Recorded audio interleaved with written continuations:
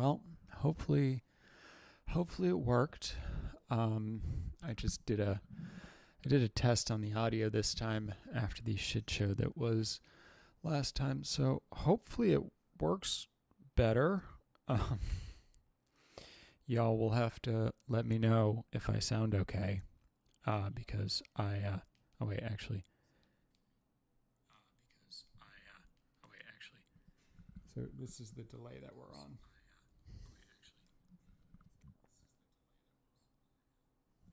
Fantastic. Oh, great, Phil. You're here. I actually had a question. Can I? Oh, fuck. Still need to quiet this.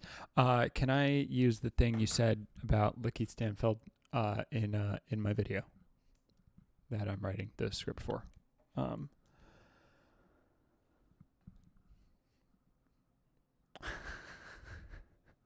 Hello. I thank you for thank you for coming. Great. Love that. Cool. Yeah. Hello. Hi, Mike. How's it going? The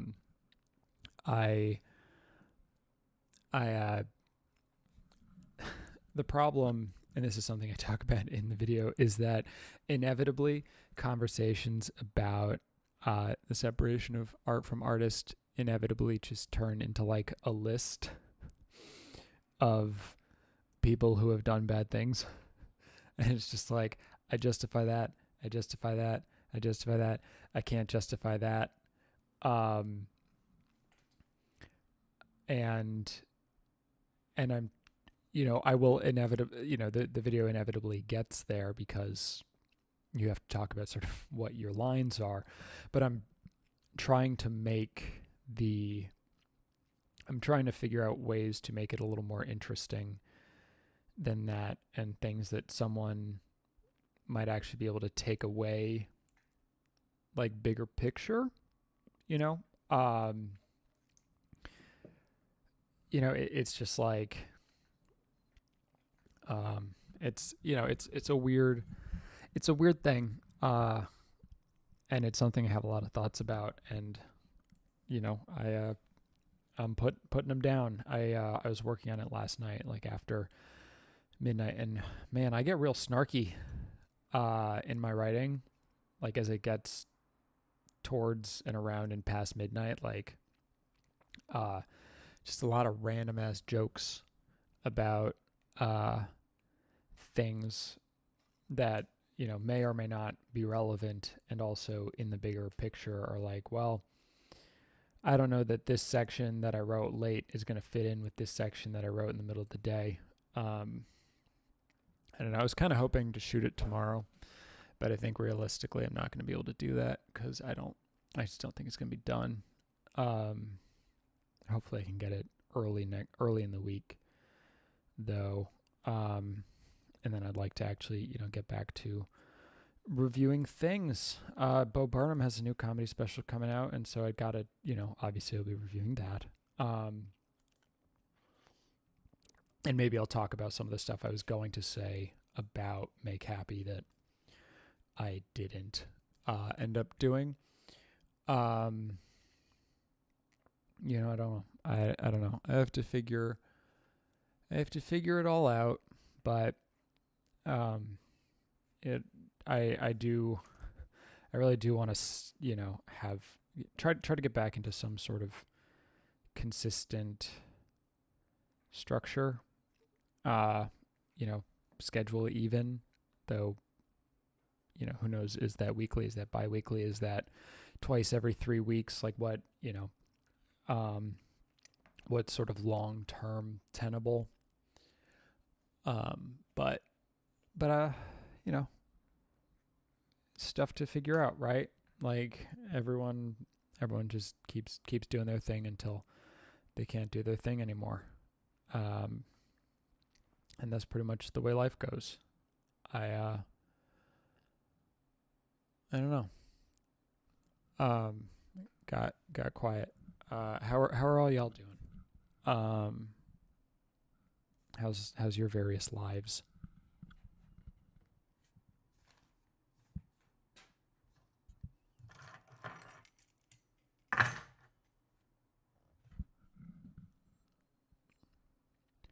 Hey, Gabby.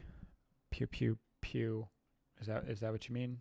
Is that, uh, well, that's good. I'm glad you're feeling cute. Um, why are you depressed, Gabby?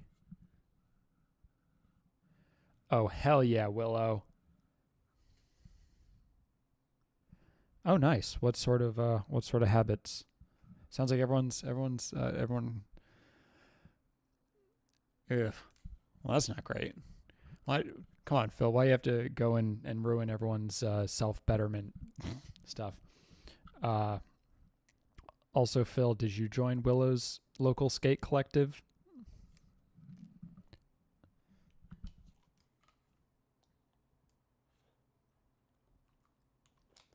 Hi, Julia. How you doing? My wires are getting crossed.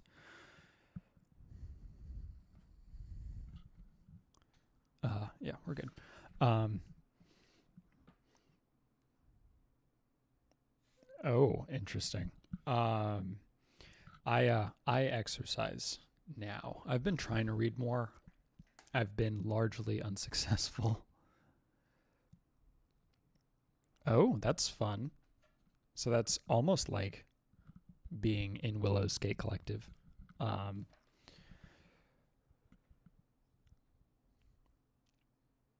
oh, hello. Thank you.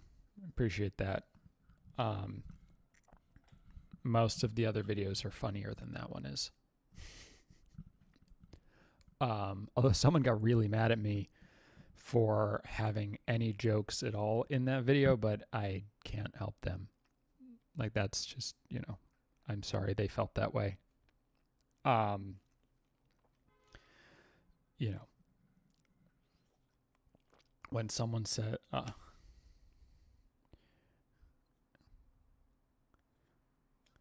that sounds fun. Do you like skate into cops?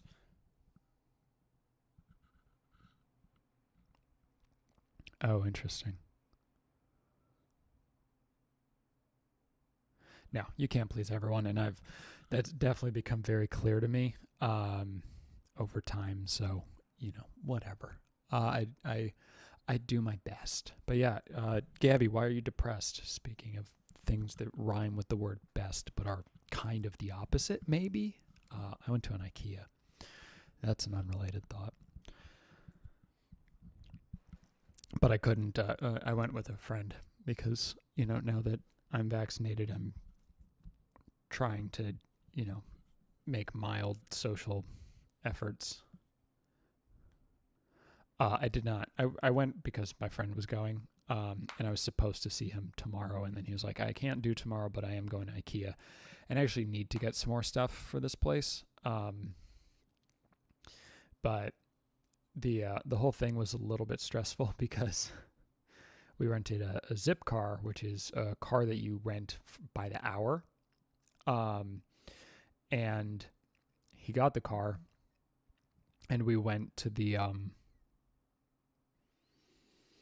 we got there, and then he's trying to uh turn the car on, and the car is just not turning on, and he calls the company, and they're like, yeah, you didn't start your rental. And he's like, how the fuck did we get to Brooklyn then? And they're like, I don't know, sir, blah blah blah, blah blah blah, blah blah blah.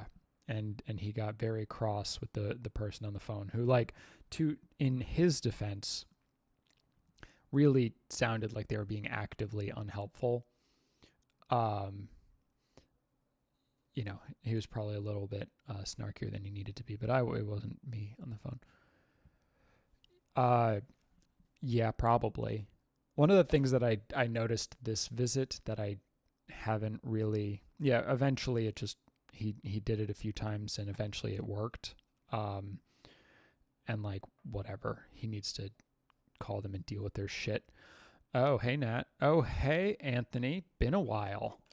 Um, One of the things that's interesting about IKEA is that the doors between sections, like the shortcuts, look like employee doors. So you're, like, mentally primed to not want to go through them and just like walk through like showroom to showroom to showroom to showroom. And like you can skip to other places, but like they're specifically designed to make it not look like you're supposed to, which is, there's definitely some sort of bad thing. I don't know what the word is, but it's obviously not good. The lighting, you know what? I'm gonna put this behind me, and then if I do it right, you can't even see me. And then, God, we're gonna we got this, guys. Oh hey, oh you have an actual name this time, Ray?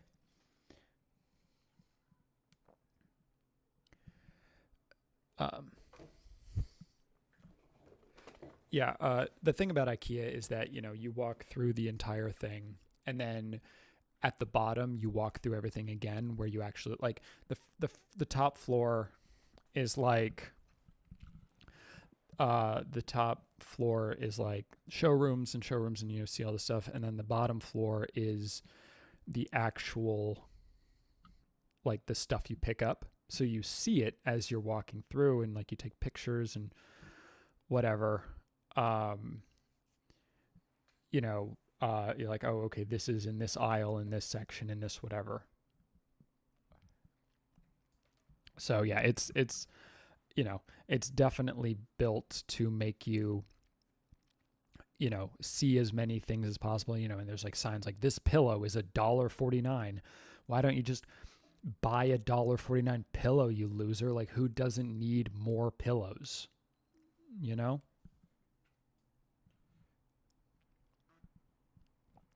I'm sorry you feel that way, Gabby. Just so you know, you're one of my favorite people who comes to these. You're cool, and yeah, some days are just bad, and I'm sorry to hear that.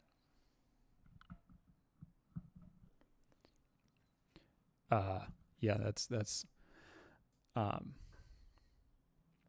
there was a sign that was like, why do we do a bunch of things? And a lot of them basically boiled down to we don't want to pay people, which I thought was kind of weird. It's like, why are there no assistants? Well, because we didn't want to pay them. And like, I mean, I guess I appreciate the openness and honesty, but also it's kind of sus as a corporate practice.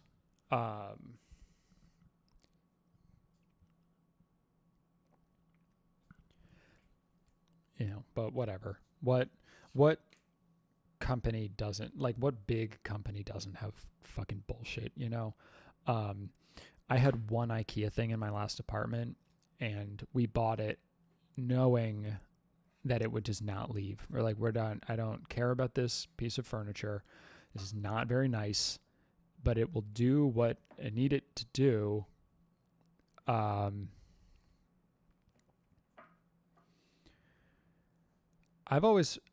I kind of dig bunk beds. For a while, I was like genuinely terrified that a bunk bed, like I would fall off the top of a bunk bed. It's never happened, but that was a real fear that I had for a long time. And so I always wanted the bottom bunk, even though my head was more likely to, hit the bottom, just because like, I don't want to fall off and like hit my head on a desk lamp or something.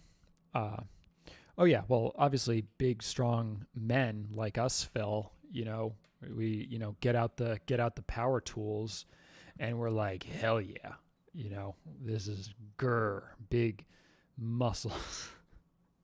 Oof, that I don't want to see. Ooh, oh, my bicep is not impressive right now. I'm sorry you had to see that. I guess I didn't actually flex, but I don't know how much that would have helped. I didn't think I was going to be able to make this today, actually. I thought I was going to have to push it to tomorrow, and I was all like frustrated about it. But then I got home earlier than expected. I was part of it was planning on walking around Chinatown a bit, but it was raining. So that plan got kind of fucked up. So I went back to this plan, which, as we've established, I don't really plan for things. I do some tricep exercises, whatever. I go to the gym in the morning. I'm not going to take my shirt off. I look fine. I'm not, whatever. But no, I go to the gym because my building has one, and I'm proud of myself for actually committing to that. Like I went to the gym at fucking 8. I went at 8 this morning, which is honestly not very early for as far as those things go. Went on the elliptical for a while, and I got like a fucking little bar thing to put on the weight machine, and then did some minor stuff. I fucked up my arm drilling something once, actually, back when I was in high school.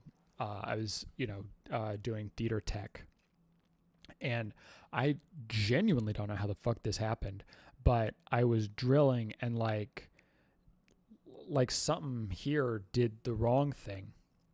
Yes, tomorrow is Mother's Day. One of the nice things about my mom's great. There's a lot of nice things about my mom, but one of the convenient things about my mom is that she knows exactly what she wants on any given day where she is supposed to get gifts. Hell yeah, Willow. And so she will just text my sister and me and be like, hey, assuming you haven't decided, what you want to buy me, here is a screenshot of exactly the like color, size, whatever of this thing I want. And it's like, great, we will buy that for you. Happy Mother's Day, birthday, Christmas, fucking whatever. Oh no, did you put it out and you're like, no, door, stop, or like how did that happen? But Willow, my sister, is actually trying to get like jacked. She wants to be like, she's decided to attempt being like legit muscular, just to see how she feels about it, which I think is, fucking props. Like, muscly women are cool. Muscly men are cool. Muscles are cool, up to a point. There's a point where they stop being cool for sure.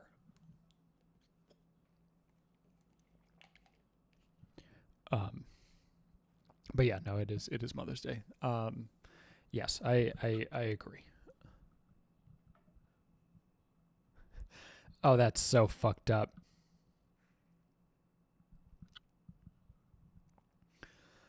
Oh, Britain and their shit.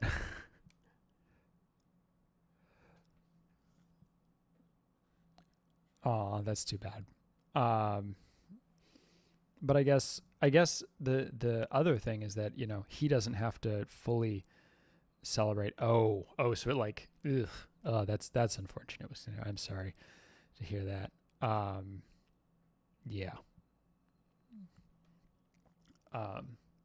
But happy birthday to your brother. Don't tell him I said that, because I feel like he'd be like, fucking why? Like, what is that?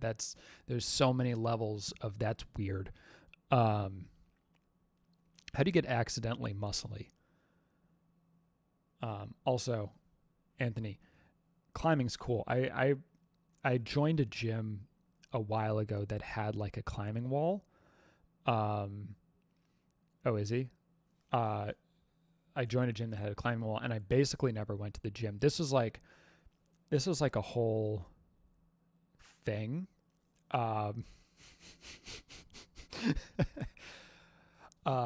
If it's not in Downton Abbey, oh really? That's fantastic. I mean, Nat, I am your gringo friend, right? Like I think that's true. Why not? Right?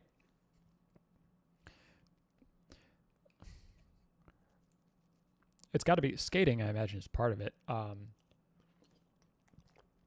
Yeah, my problem is my wrists are super fucked, just for the rest of my life. And so climbing requires using those a lot, which is not easy. Also, my elbow hurts.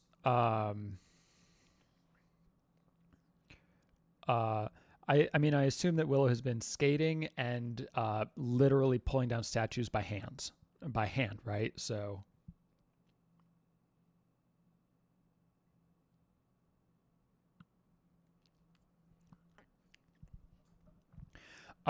so I don't know why my elbow has been hurting. Um, yeah. My wrists, oddly enough, both of them like failed at the exact same time for totally different reasons. This is in my freshman year of college, which is not a great time to not be able to use a fucking computer. Um,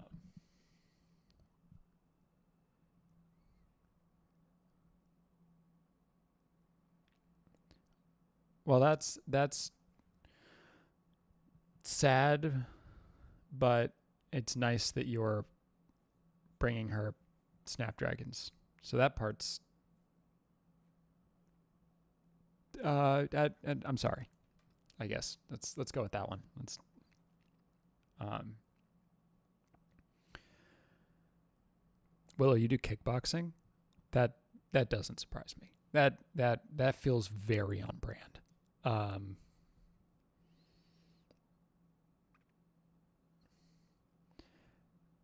uh, yeah.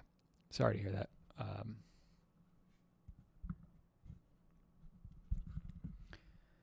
Uh, what was I talking about? I got an iPad. That's not relevant, but it's true. I'm going to show you the. Oh right, my wrist failed for. Hold on, I'm going to show you my drawing that I did because I got an iPad, and then I'll answer the question.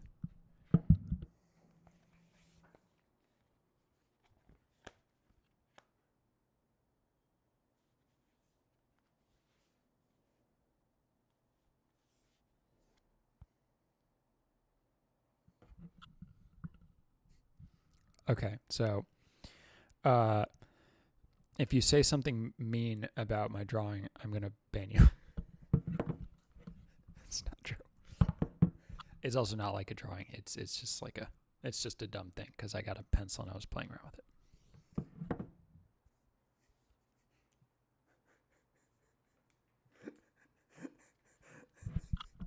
I'm such an artist.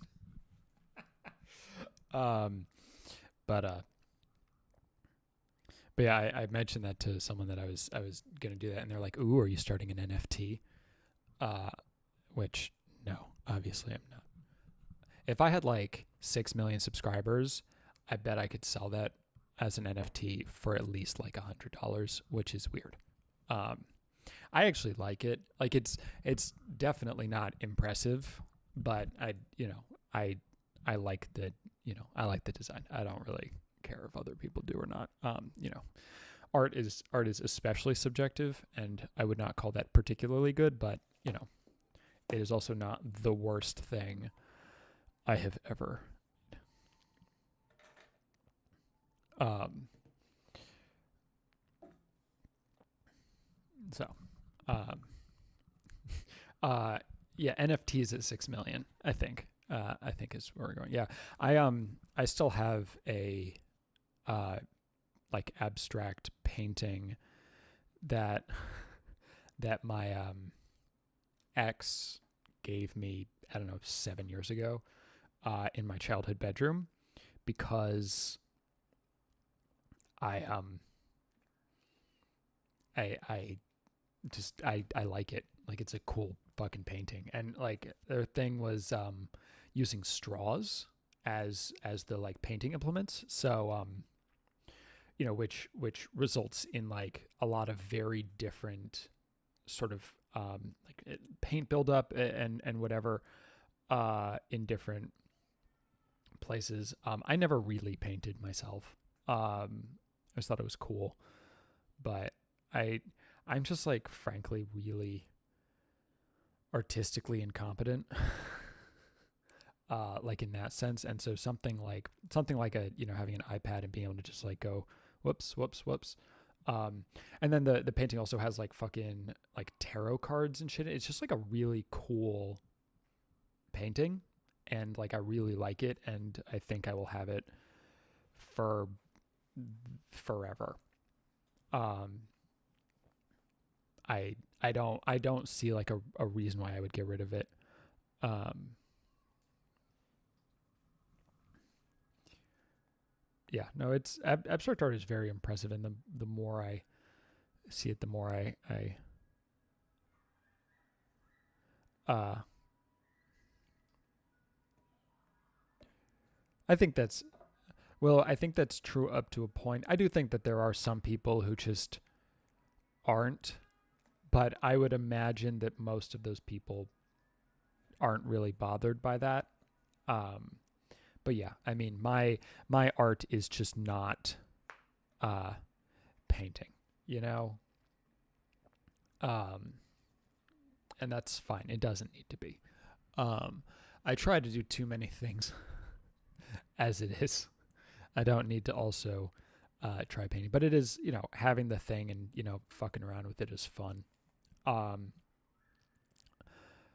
you know, honestly, the thing I use the iPad for is for my TikToks. It's just easier to like set up the flip reversed poster for whatever reason. Um,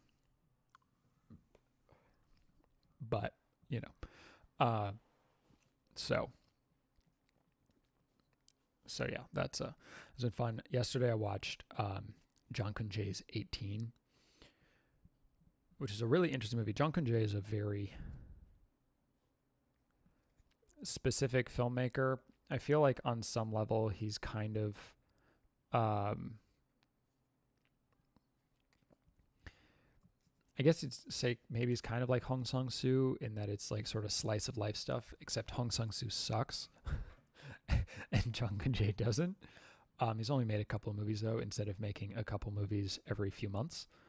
Um, oh, that's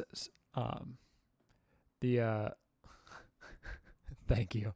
Um, I feel like painting skateboards would be stressful because it's like if you fuck up, you fucked up the skateboard. I don't know that like something like that feels like way higher pressure to me than painting like anything else, especially because your skateboard will presumably like go outside and someone may actually see it. Um, I guess that's true. But at some point, you sandpaper it down, and then there's no more skateboard. So if you keep on fucking up, then eventually there's nothing else. But yeah, I'm sure they're cool though. Um, that's true.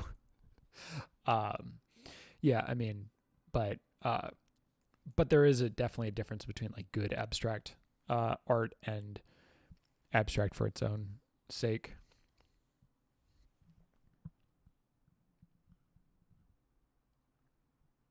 Oh, that's cool. Uh, so that's part of your skating collective thing. That seems like a fun way to do it. I had a skateboard that I bought at Building 9 and 1/9. There's like a chain of like cheap department stores, and I bought a skateboard and I rode it for like $14. I rode it twice. I fell off both times, and then I never got on it again because I don't like falling on gravel. It's not a fun thing. One of my most traumatic childhood memories is I don't know if you can see it. There's a scar right here.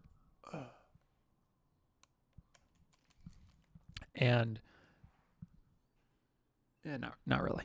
Um, oh hey.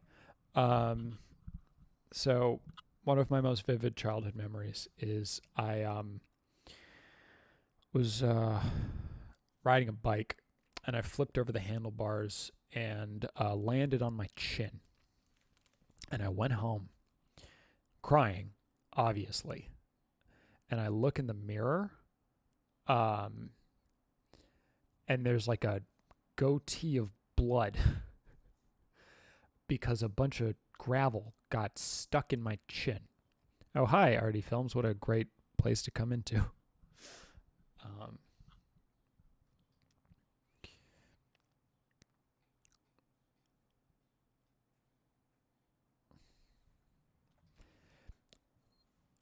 yeah, but anyway, looking in that mirror and like seeing that like all the, yeah, that's just like, uh, yeah, it was a traumatizing moment in my life. So I tend to try to avoid falling. And when I do, when I go skiing, I also do my best to avoid falling. Um, Although fortunately I got good enough at it at a young age. I mean, I'm still pretty young, but like before my body started hurting all the time.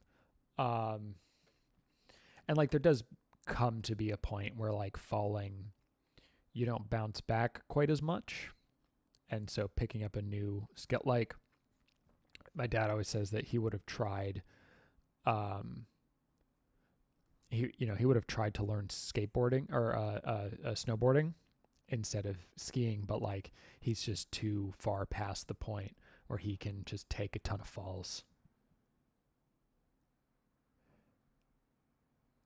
That's yeah, skateboarding. Gabby, I totally agree. Rollerblading is like uh the way less cool, but definitely easier to control version of skateboarding. Um, well, when you have justified fear, right? Yeah. Um, how what what does pretending to be Spider-Man mean?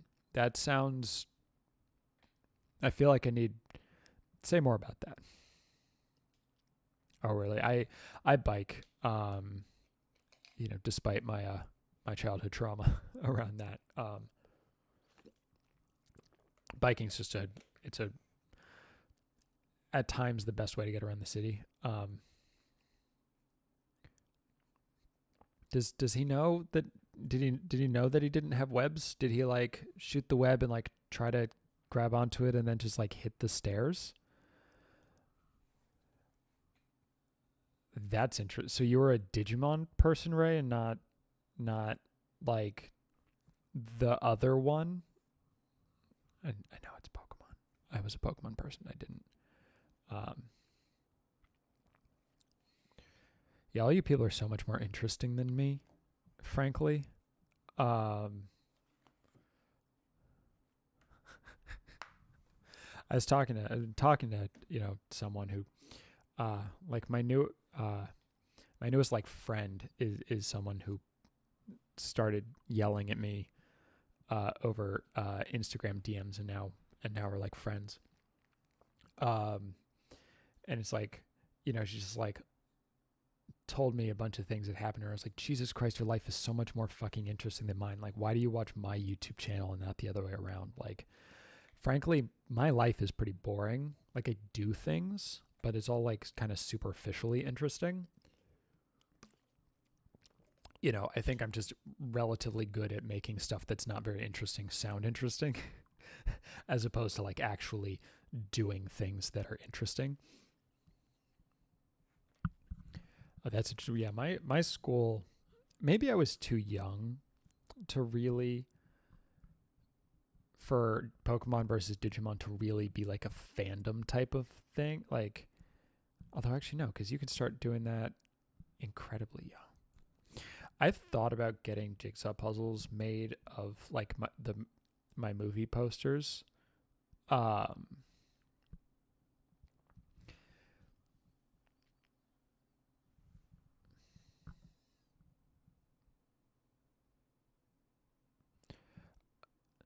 isn't James Acaster's show that's now out the one that I did see but I didn't or yeah. No, no, I didn't see it. I the friend whose ticket like the reason I ended up going is because a friend of mine was supposed to go with his brother and then his brother quit and he was like, "Hey, do you want to go see the thing?" And I was like, "Sure, that sounds fun." So he like saw it like when it premiered or whatever, and I didn't. I didn't bother, but I will at some point. I'm just like, I'm so fucking lazy.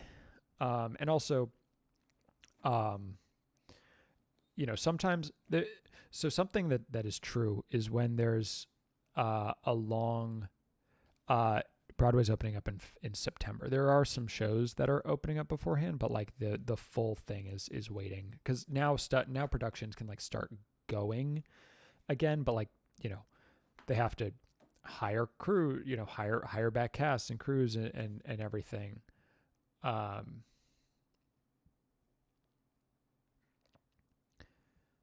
the um, that's a nice way of thinking about them. Um, oh, that's interesting. Learning to drive.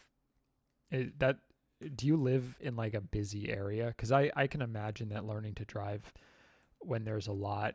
Like I would hate to learn to drive in New York City, for example. I hope to see a lot of plays. I mean, part of the problem with the Broadway is it's very expensive.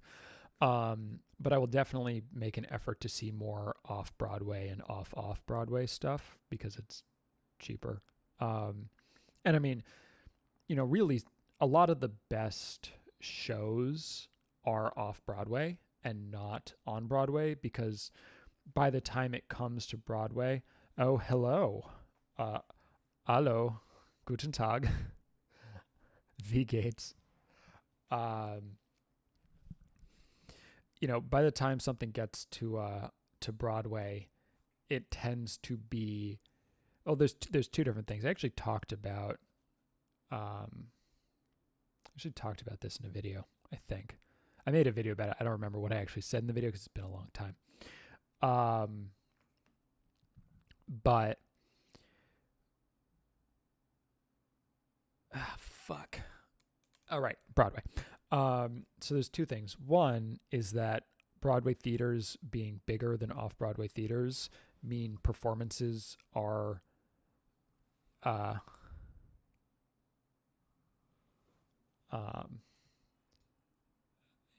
yeah, going fine. Can't complain. Just hanging out with the fam. I've thought about like, what would be a fun name for the people who watch this YouTube channel, because everyone's got their fucking name for shit. And someone I work with refers to cars as weapons. Like that's just what he says. He's like, "Oh, I see you came here via a weapon." He bikes everywhere, and I mean, he actually did sort of convince me that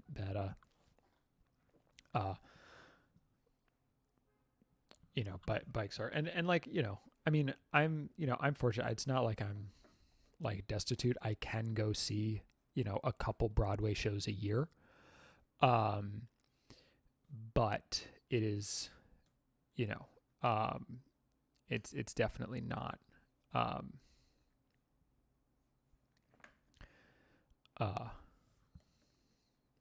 hell yeah, Will. Yeah, I mean, it's a weapon and also to people, because like in New York, you can run over a person and it's largely accepted. Like, so he's like a really big biking advocate. And like a lot of bikers just get hit by cars and they don't face any charges or whatever. Oh yeah, Caitlyn Jenner did kill someone with a car. It's like her whole deal. I guess other things. She won an Olympic gold medal or whatever, but I think of her as the person who killed someone with a car.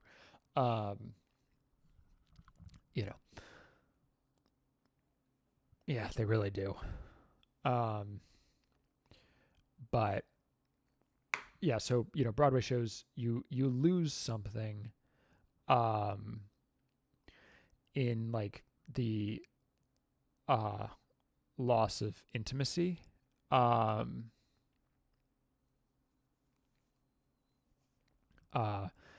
You know,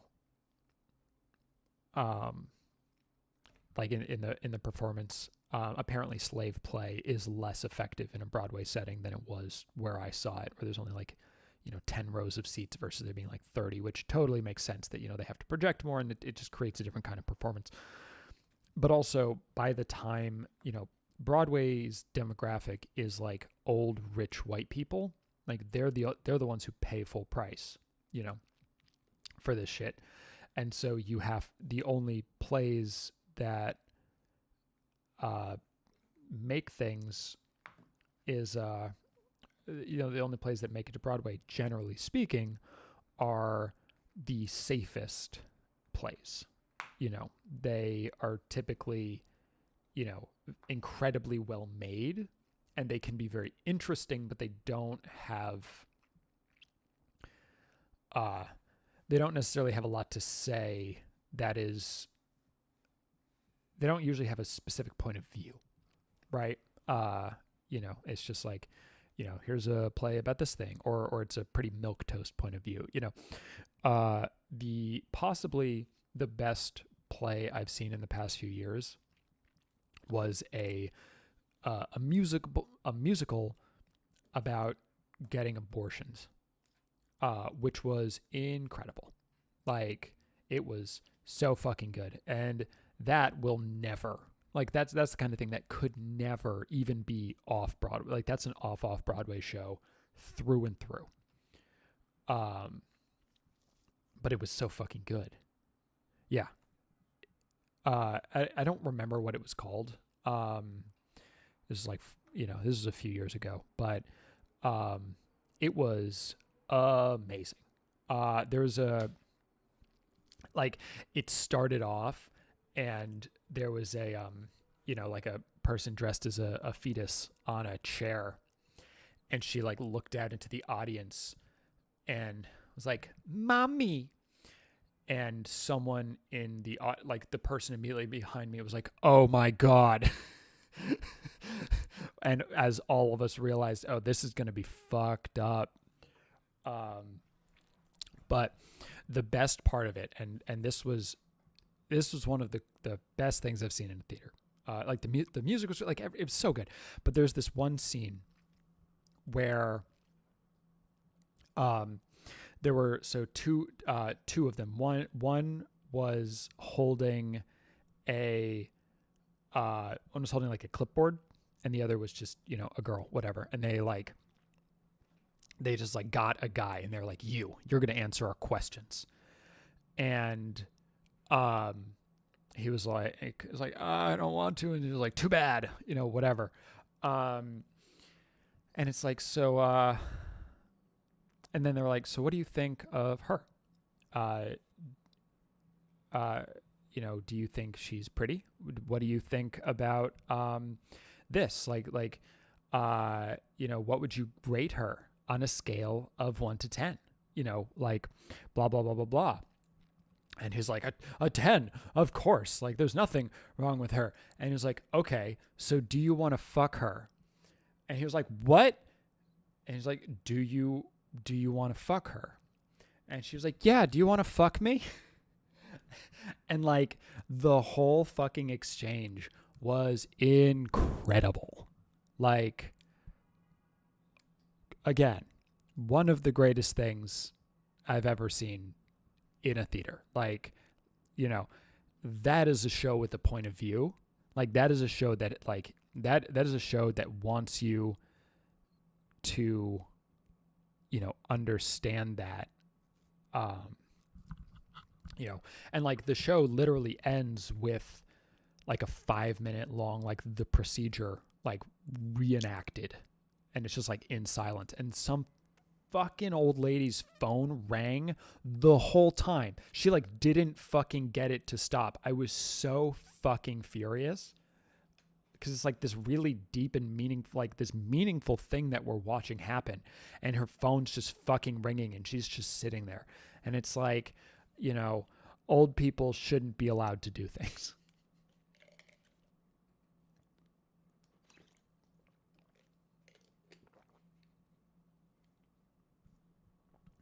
Right? Yeah. Like what's that? Like 2000th trimester abortion? Like, do it. Nothing. That's not the thing to apologize for here at this live stream. Did you see Philip Seymour Hoffman in Death of a Salesman? Disco Ball Glitter. I wish I'd seen that. There are a couple of performances that I wish I'd seen for sure. Like on Broadway. And I mean, I've seen some people who are, you know,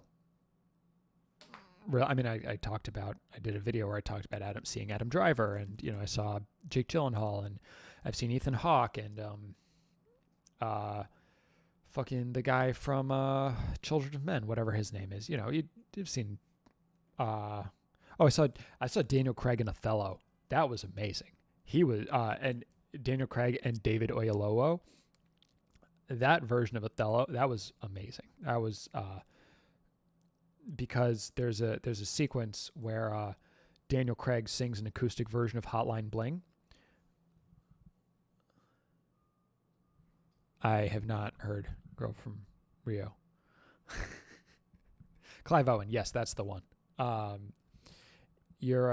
Phil, you're not nearly old enough to qualify for this culling, is that what we call it? Is that I need. But speaking of songs that people should listen to, Michelle Carter by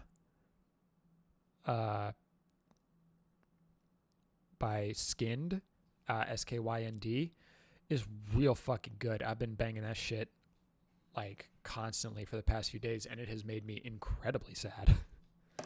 Hold on a sec. All right, that's a little more consistent, although now I'm more of the, yeah, whatever. Hold on a sec. What's the name of the song?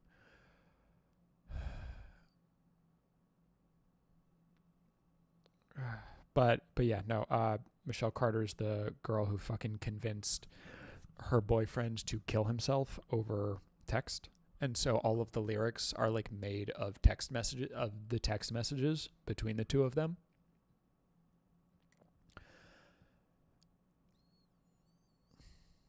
I'm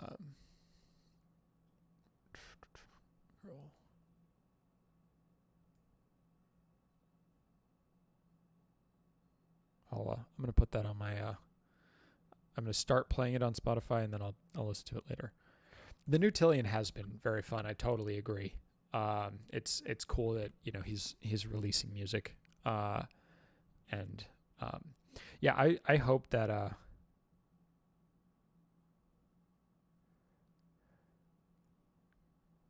I saw Ethan Hawke and Paul Dano in True West. That's interesting. That was actually one of the last things I saw, I think, before Broadway closed. No, that's not right. When did I see True West? I don't know. I didn't review it. I could have, so it was within the past 3 years.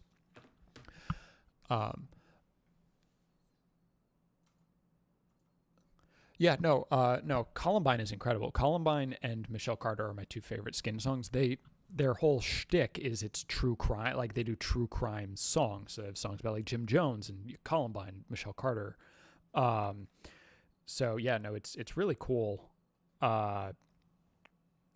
And you know, it's the kind of thing that, like, listening to those songs over and over again, and actually this one more than the others, because it's like literally, you know, like the chorus is "I love you, now die," because that's a thing that she said.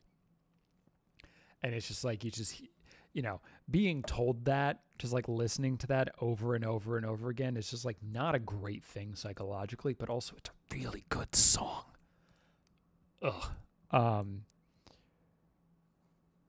You know, yeah, so it's inappropriate in the sense that, like, you know, I don't know, don't play them at a wedding. But the music's good, and it's, you know, if they tour in the US, I would absolutely see them and then write a review about them. I don't know of any plan to come stateside. They are they're European somewhere. Tour. Let's check. Skin Tour 2022. You come into that does not look like it's going to include. Yeah. Nope.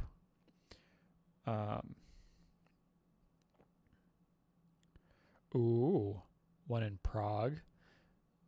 It'd be fun to just like go to Europe just to see Skinned. Fucking go to Copenhagen or something. Probably won't do that. But that would be fun.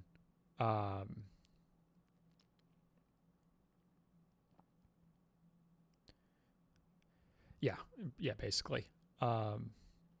Yeah, no, this one hits really hard and really unpleasantly. And it's funny because a friend of mine has a band called The Rare Occasions, and they released a song about phones and that has like phone things. And I was like, so like my release radar had like 2 songs basically in a row about using phones, but one of them was like, call me on the phone, la la la la la. That's not the tune. And then the other's like, I'm gonna tell you to die on the phone, la la la, right?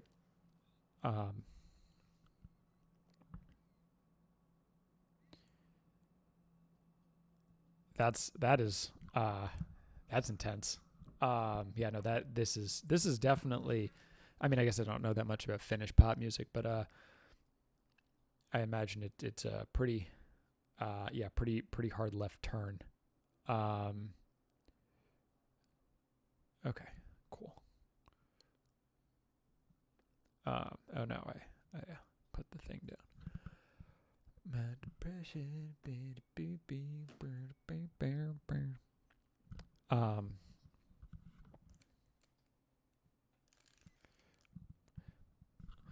Does moving to the right in Denmark mean like moving closer to America? I guess I don't always know what moving right for other countries means, especially ones that are more generally progressive. But there does seem to be like a worldwide backlash towards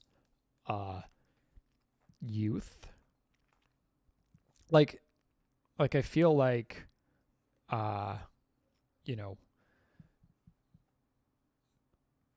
people like Willow who are cool and very open about themselves and like don't give a fuck what old people think, and like sort of aggressively themselves, right? Like I feel like there is really just like this massive backlash against that, like just around the entire world, and it's very frustrating and unfortunate. And we just need to make it so that like old people can't be in politics anymore. Like just have a minimum age and a maximum age. And I brought this up to my parents, and they were very offended that I said there should be a maximum age, possibly because they would not be allowed to be in office, but neither of them wants to be in office, so I don't know why they took it so personally. It's just like, frankly, 90-year-olds shouldn't be allowed to drive. Like, just take away their fucking licenses. Like, your reaction time is too low at that point to be able to like safely operate a motor vehicle. Like if you were put in a bad situation, you're screwed, right? So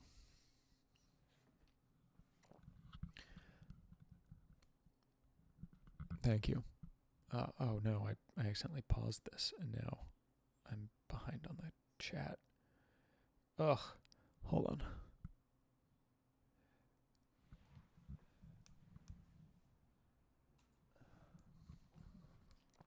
Yeah, it's unfortunate that like, inevitably young people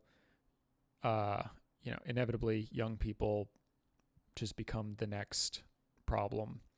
That is why, my goal in life is to, where's the fucking chat? There it is.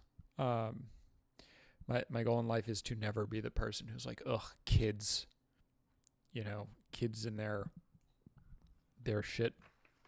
I mean, that's why people become more conservative as they get older, because the systems that sort of worked against them when they were younger now work for them, and very few people want to give up the life they have. It's like, this is a big problem with housing. And I don't know a lot about housing in other, in other countries, but in the US, like, it is a massive, massive problem because no one wants to allow changes to zoning laws that would allow for things like multifamily housing or, reduced parking requirements, basically things that would allow people to get homes, because that would drop people's property values, and that's all they care about. So it's not necessarily true that they get more broadly political. Like, someone who votes for, Bernie Sanders now is not likely to vote, is not necessarily going to, vote for a fascist in 30 years or 40 years or 50 years or 60 years or whatever.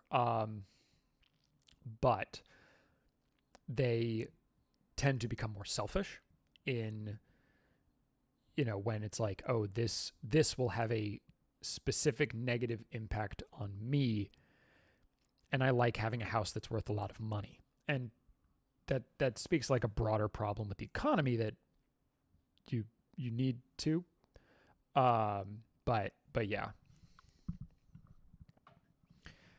Yeah, I mean, student loans in the US are fucking out of control. And that is true. That, being progressive now means something different than being progressive meant 30 years ago on some level. But I also think right now they're protesting, like, the specificity of the protests have changed. So, like, there's still protests about, bigger picture. We're still fighting for racial justice. We're still fighting for, LGBT, rights and equality and all of that stuff. But the actual fights that are happening are now radically different than they were in the 70s, and they're, people are asking for a lot more, which is the correct thing to do, but it also guarantees more of a backlash from the establishment. And there's really nothing that can be done about that.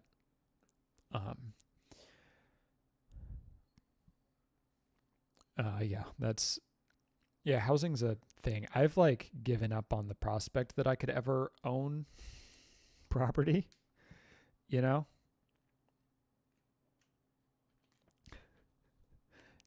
pretty much. You know,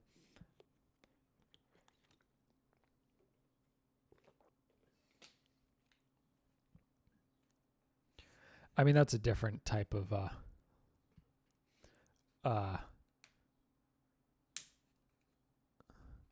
yeah. I mean, that's the problem, is that in general, the fundamental issue is that people don't like change that affects them or their ideal. Like, people really hate being told that they're wrong, just in general, and like,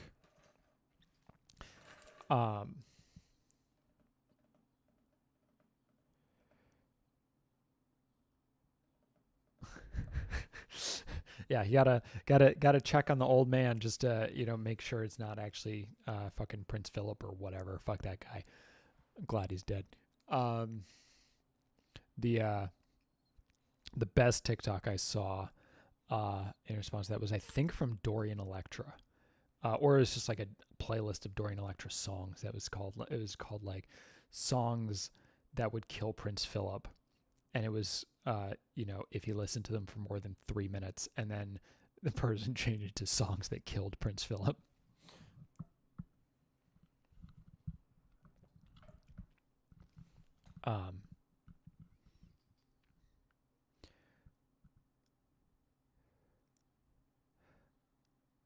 Oh, hey, Emerson. Yeah, you did. Happy to have you here. Um, the Yeah, well,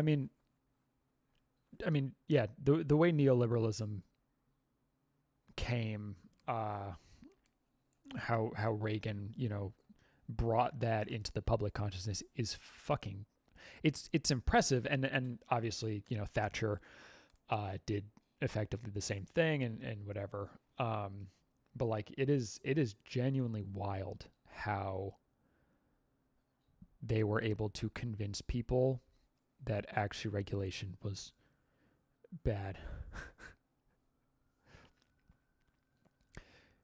Yeah, that does sound like you've got a lot. You'd have a lot going on. Yeah, during lecture is great. I've been listening to a lot of hyperpop. It's like hyperpop, trap metal, like Bleed by Mugetsu. Willow, I think you'd really like that track. Not sure about other people, but it's Mugetsu with an X, Mugxtsu. It's a Bleed. It's a really good track. It's like a minute and a half, and has possibly the best screamed version of the phrase "shut the fuck up." It's just like it's real good. But yeah, so like my recent list is like, hyperpop, Charlie XTX just guested on a track, trap metal, but like the really heavy shit, and then Skinned. So like it's been a, yeah, I mean, I think the problem is that ideology, like fundamental ideology on some level, is probably impossible to remove from a lot of people. Like if you've believed something for 30 years, you should read Antkind. It's good. And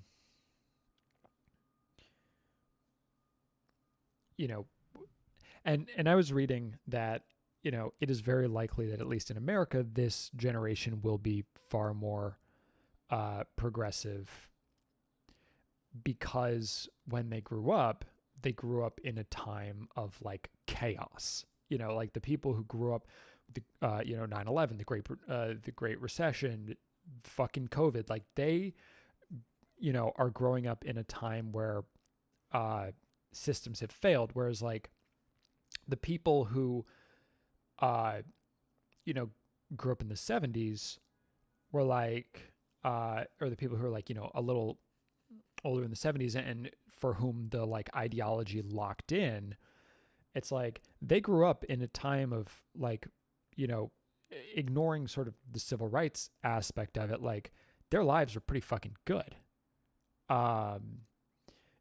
Like they didn't have to worry. And so by the time, they were paying taxes and whatever, it's like, hey, we have fucking money and we don't want people to take away our fucking money. And healthcare costs weren't a concern. Like their lives were just a lot easier.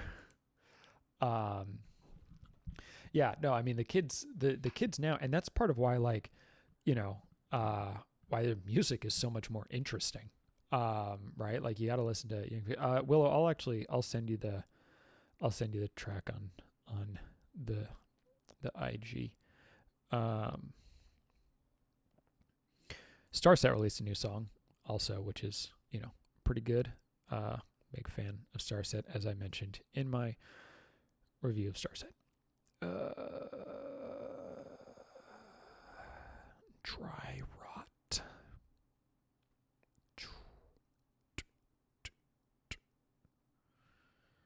Swag. Welp. I haven't. I got a notification that it exists.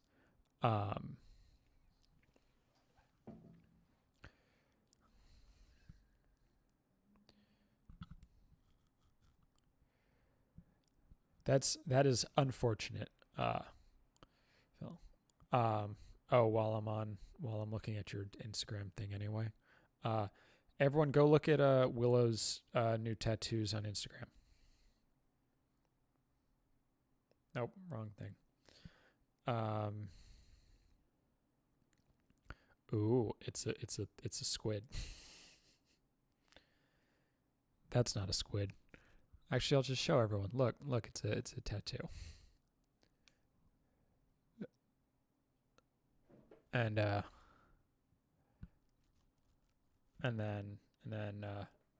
it's a squid. Dope. Oh God, I do hate babies. It's true.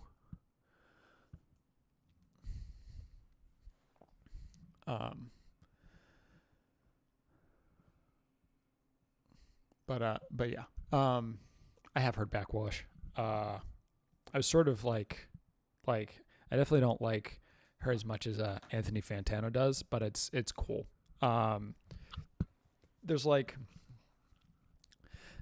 it all comes down to like, there's like certain types of vocals that like don't work for me in ways that don't make any sense based on what I do. Like, I don't know. I mean, Nat, you are young. Like, you're absolutely young. Most of y'all are young. Phil, and Disco Ball Glitter are the only people I think who are definitively not young. Compared to most of you, I am also not young.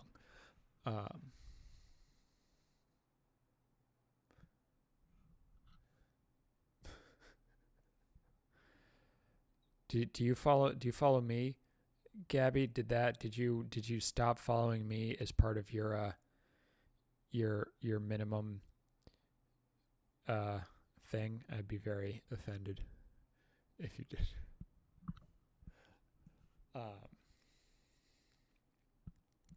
It's fine. You don't have to follow me on Instagram. I never. Yeah. Nat, the thing is, you never feel like you're actually transitioning though. It just happens.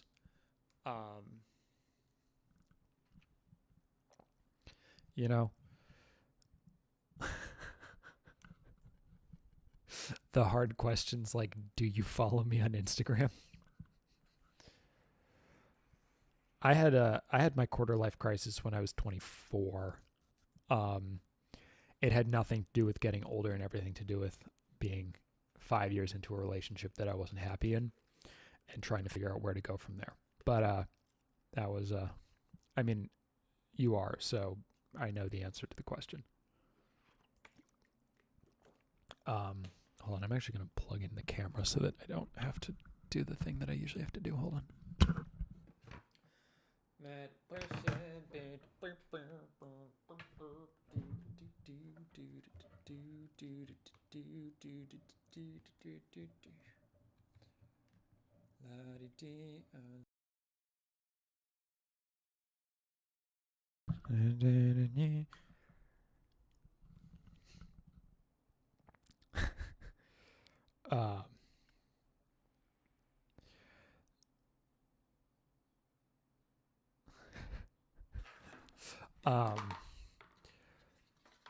Yeah, my quarter life crisis was fucking rough. Did I talk? I feel like I talked about it a little bit in my review of in and of itself. Like the quarter life crisis is what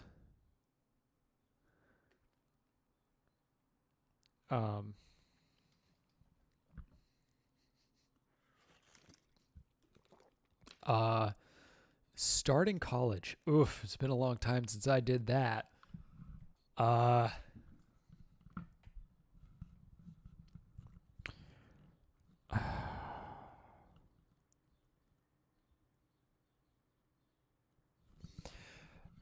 No one will ever ask for your transcript after college. I mean, if you go to grad school, they will want your transcript, but like after, you know, like go to class, do the work, but don't kill yourself. Like, and obviously I mean that like literally, but also figuratively. Like, don't make yourself miserable because you feel like you have to reach some like arbitrary thing, because frankly no one cares.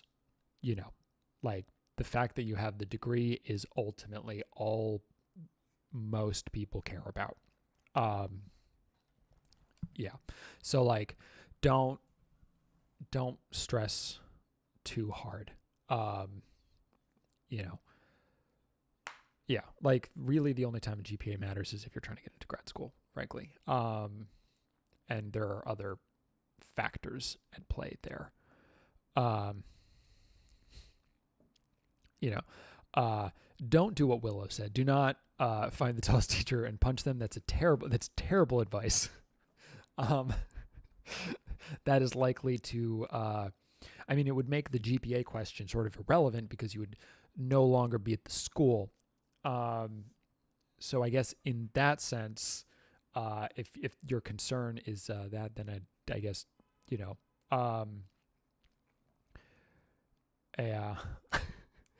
I mean, she didn't say where you have to punch them. You could punch them in the knee. But here is a very, very specific tip that got me through school. If you have to read a lot of things in a seminar class, and you don't have time to read everything, read the first quarter, and then take care, Julia. Read the first quarter of it, and start the conversation. Be the first person to say something. Be like, I liked in the beginning when this happened. And then the rest of the conversation will happen, and you will probably not say anything, or if you do, it won't be much. Won't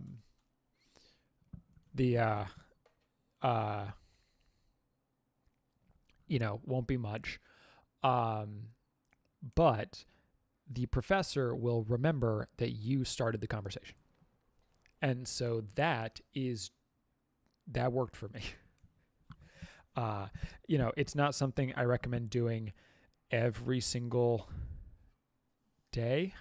But it is a thing that you can do, if you need to, and it will work. It worked for me. It will probably work for you.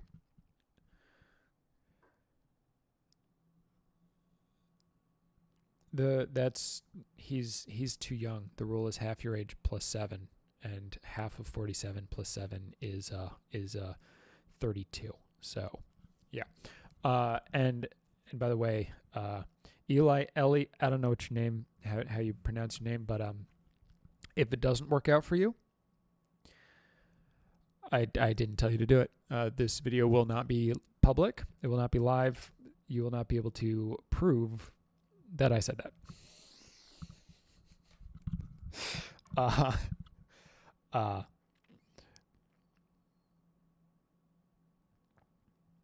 But also, wait, Ray, when you were in third grade, when you were in third grade, your best friend was a delivery store or a video store owner. That seems like a weird age thing. It's not a rule. It's not like a legal thing, but like I think that it's just like a good guideline that just works across the board. Like, it's that kind of thing where it's like, if you're into 18-year-olds, what it really means is you're into people under 18. Like, no one who is 30 is like,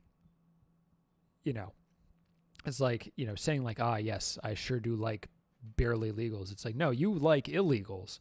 You just don't want to go to jail. Fucking creep.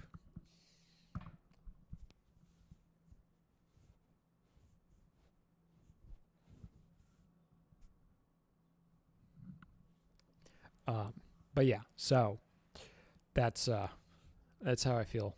That. Yeah, I mean, it's just a good rule of thumb, and it's like, it's really not that hard to follow. Like, and especially, and frankly, when you're like in your mid to late 20s, like, what fucking 28-year-old actually wants to date like a 21-year-old? Because technically that's the line, right? Like,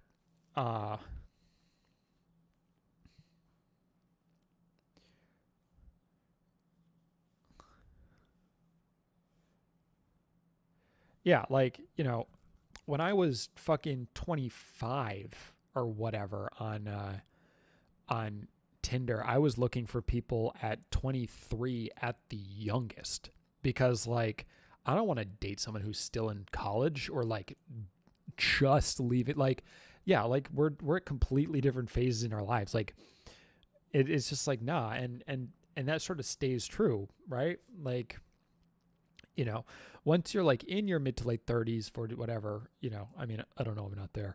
But at some point it sort of levels off. But like when you're in your 20s, things are changing so much. And yeah, and it's also why, like, I mean, my relationship that started on the like third fucking day of college survived college, and then like a year past that, and then it was like,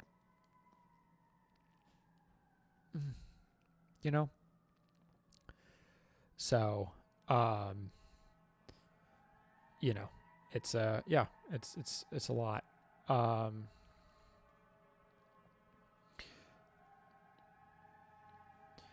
but yeah, I mean, any like yeah, anything. If someone's half your age or less, yikes. Not a good way to do it. So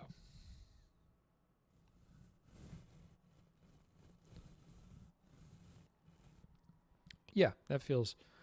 Um, I mean, it is personal preference, but also I'm right. So, uh, which is, um, I don't, I,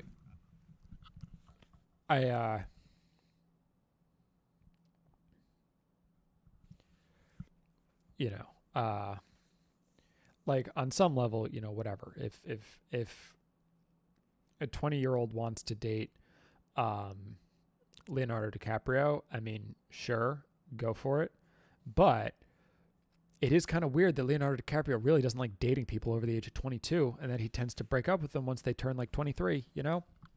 Like it's pretty fucking sketchy. Have people seen that fucking graph of like the ages of Leonardo DiCaprio's girlfriends? Dude's sus as fuck. Hold on.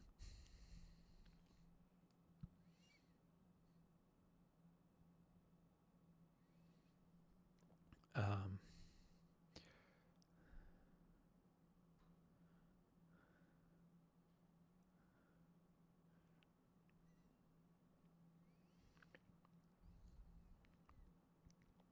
yes. Here it is. Come on. Come on. Ugh. Is this in a different language? Damn it. This is in fucking Vietnamese. Hold on a sec. We got this. Um,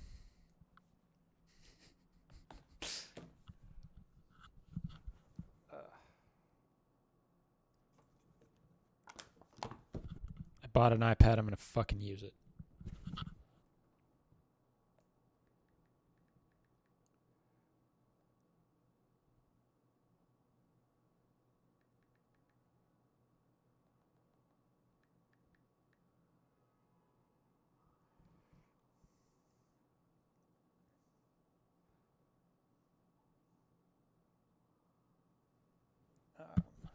Come on.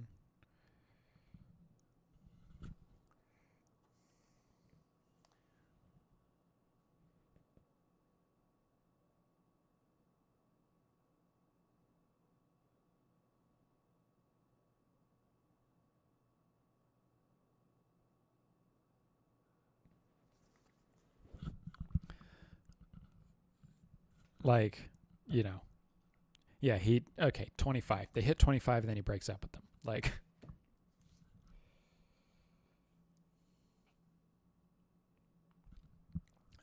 yeah. Right? Yeah, no, it's gross. Um, so, um, yeah, fun fact. Yep. Yep. No, it's damn straight, Anthony. That's exactly correct. Um, so, yeah. Um, I don't know. It's one of those it's one of those things that people are like, oh, really, Leo? Take care, Eli or Ellie or whatever you didn't tell me.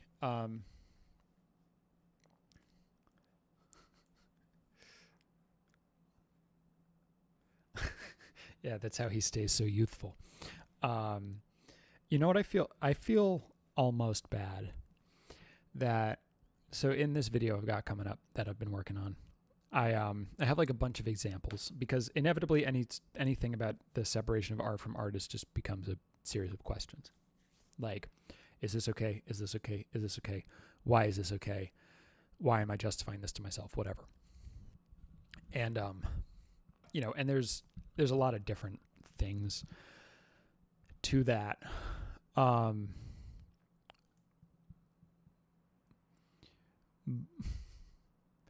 But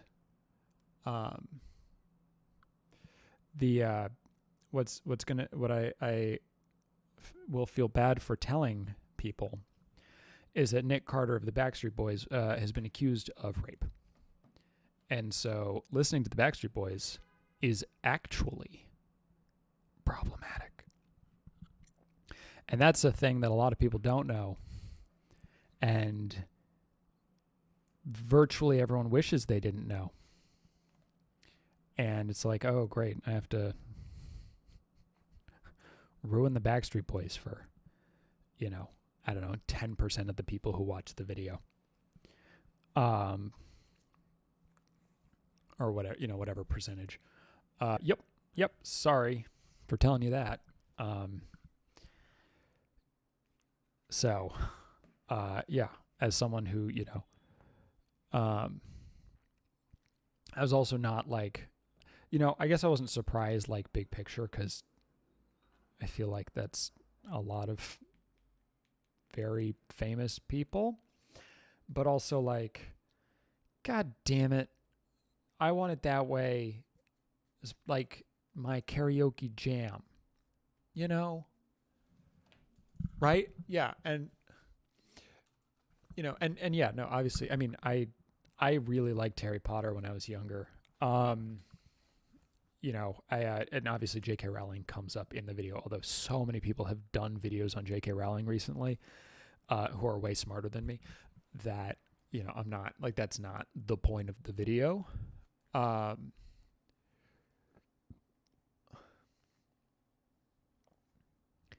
That's interesting, Gabby. But yeah, no,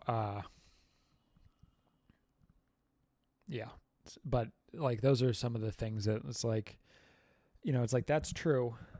I mean, one of the sort of fundamental points that I'm trying to make is like, I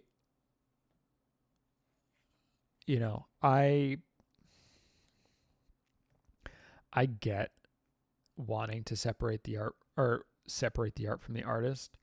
It's a cowardly thing to do.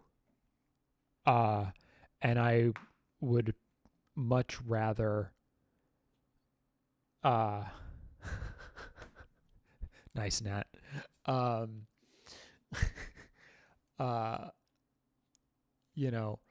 The, like, I would much rather someone be like, I am totally okay with the fact that Roman Polanski was convicted of statutory rape. And it's just like, I'm fine with, like, and I am still going to watch his movies. I accept the fact that he is a child predator. That is less important to me than the movies. And like, if someone is honest about that, if someone is willing to say, like, look, that's not great, but also, like, I probably don't want to be friends with that person, but I don't, but like, I get it. So that's, a little thing that, some of the stuff I've been thinking about as I, work through this video. Because there's a few different things to,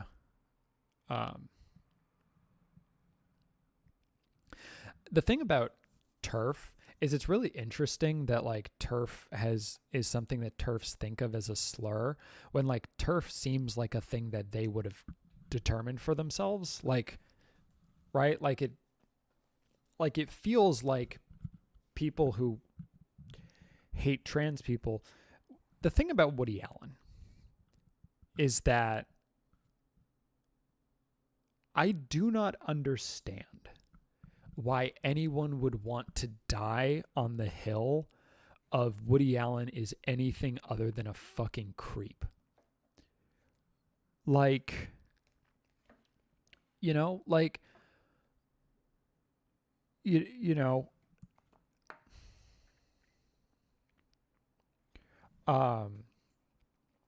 it's like, dude fucking married his stepdaughter. Like, when she was a child, like all of his movies are about like old men who love children or whatever. Like that's like his fucking deal, and obviously I believe Dylan Farrow, but even if I didn't, like who's gonna like why would you defend him? I don't get it. His movies aren't that good.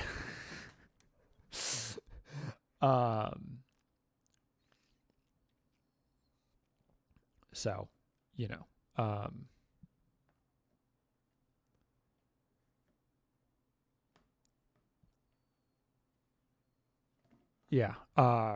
And it's like, but at the same time, it's like, I didn't see Repulsion and I didn't see Rosemary's Baby. And I'm like sad that I wish I had found out that Roman Polanski was bad like 2 years later.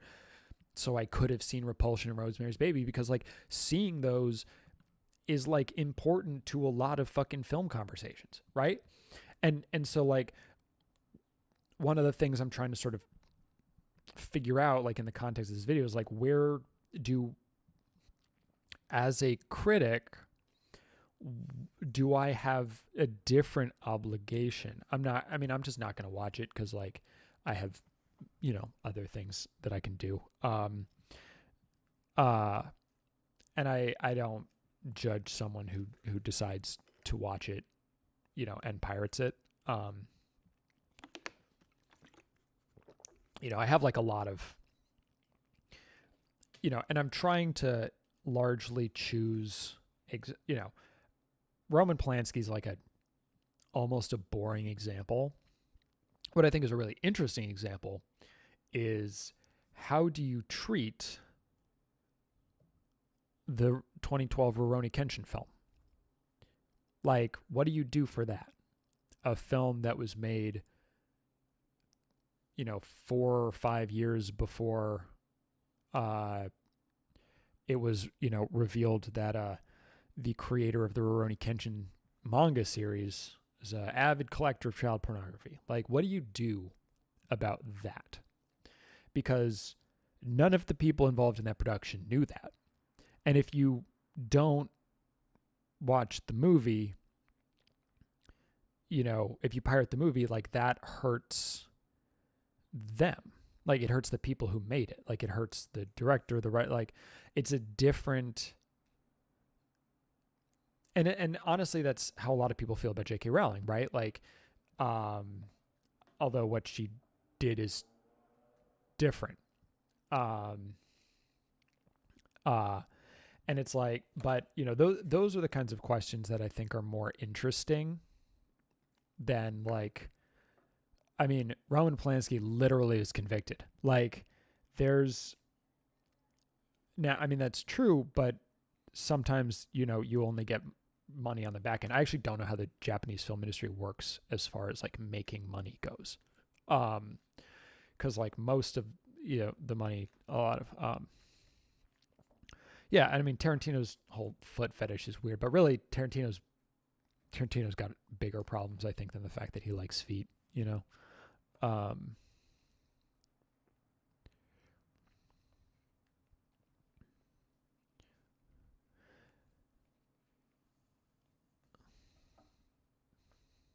So, no, and it's, and like the Harry Potter thing is different in that sense, but it also, there's like a separate argument, which is,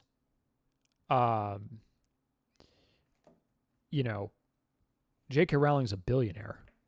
Nothing you can do will hurt her financially. Like there's not, like, she's won already. And so if Harry Potter means something to you, maybe just go to fucking Harry Potter World, right? And I don't, and that's a thing that people have to decide for themselves. Ultimately. But I think that the questions that each individual scenario brings up does,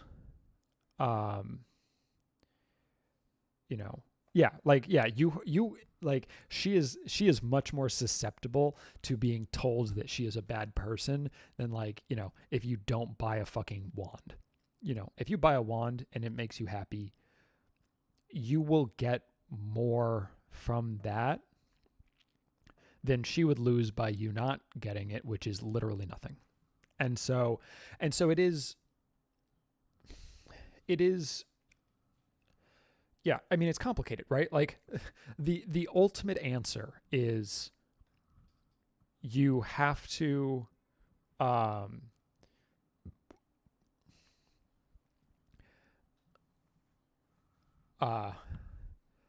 I mean, Emerson, at this point, everyone knows about his foot thing. So if you're cast in a movie, a Tarantino movie, you're going to show your feet. I read a thing with Margaret Qualley, about her whole foot scene in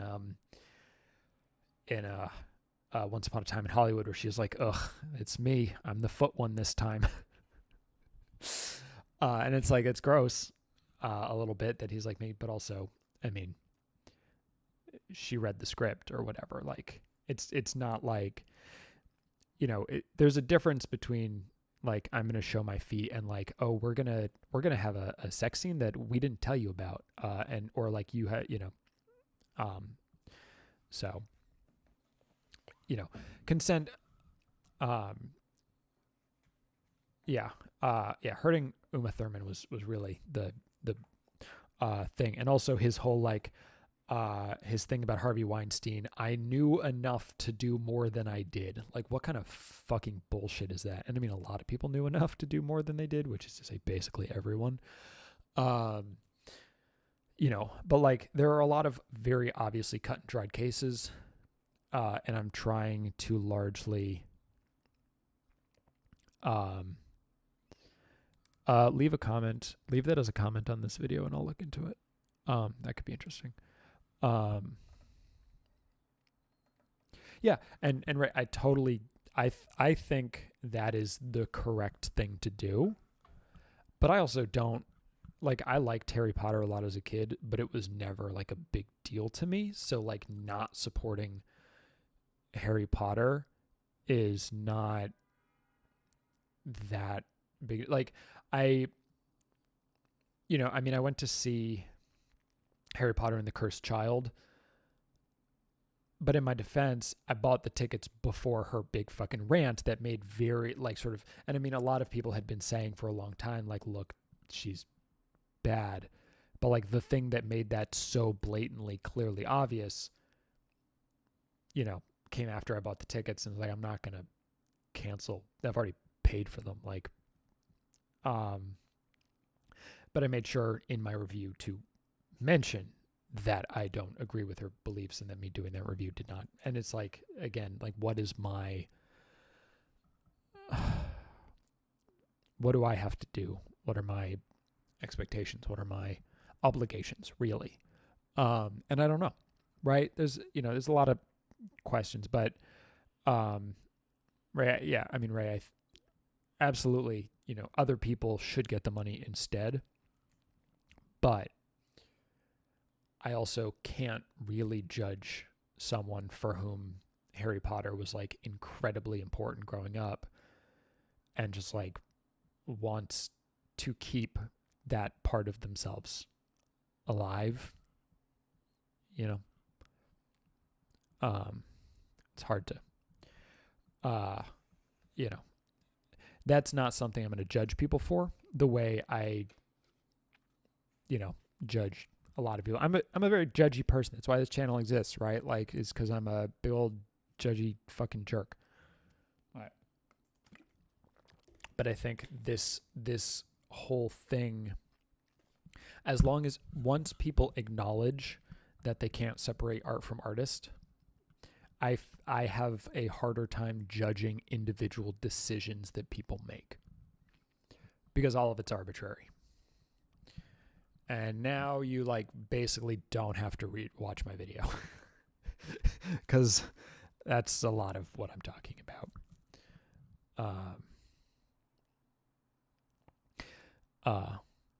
Yeah, I mean, to Nat, to your point,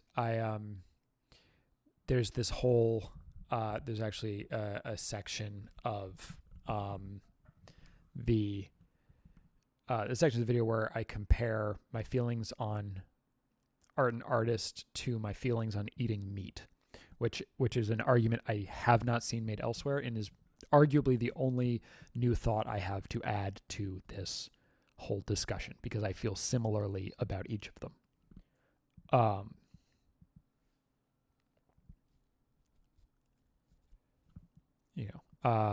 I honestly was never really that big into Marilyn Manson. Like,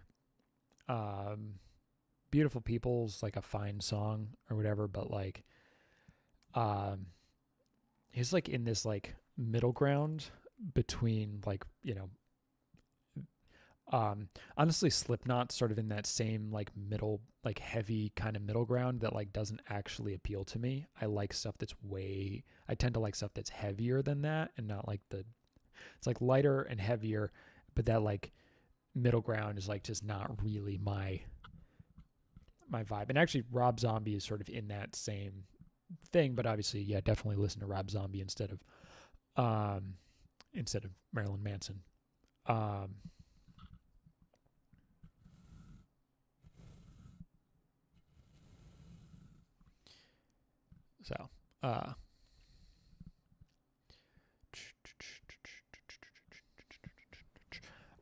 But yeah, yeah, and I mean, like, I'm not saying, music is really one of those things where like my dad always likes to say, it's some Latin phrase. It's like negustibus ne disputanum or something like that, which means in taste there's no dispute, which is like whatever. If you like fucking olives, you're a weirdo because olives are terrible, but also fine. Like, who cares? And so when it comes to something like, do you, I mean, so I like melodic death metal. This was known as yeah, that one. Thank you. I am the sword. It's nice to have a historian here in the chat to do things. Yeah, obviously I was into new metal. I mean, so actually, if we're talking about metal, one of the more complex things for me, and as I said, I'm just spoiling this whole fucking video, is As I Lay Dying, because An Ocean Between Us was the first metalcore album I ever bought, and I think the only one I ever bought. Like, that album was like really critical in me like going in the much heavier direction that I ended up in. But obviously, Tim Lambesis fucking tried to have his wife killed. But he went to prison over it. And if we want to believe, as good leftists, that if prisons do exist, have to exist, that they should be there to reform people and not just punish them, then, well, maybe I should, he did his time, and now let's listen to his music. I have not listened to I have not listened to As I Lay Dying since Tim Lee Beatsius went to prison because of that. But it's a question,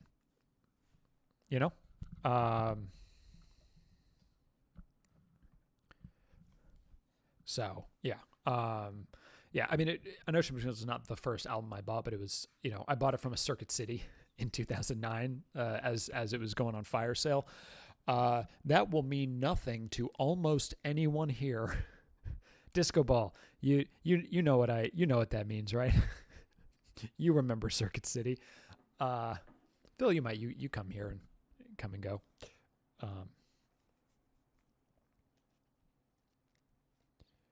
Oh, hell yeah, Anthony. Thank you.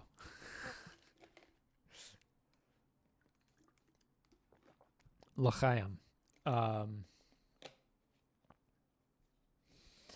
But yeah, so like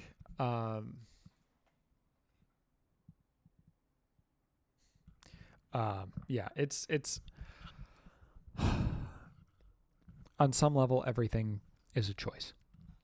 And it's about you deciding what you're willing, what lets you sleep at night. Oh, hell yeah. Skull Candy earbuds, fucking bringing me back, dude.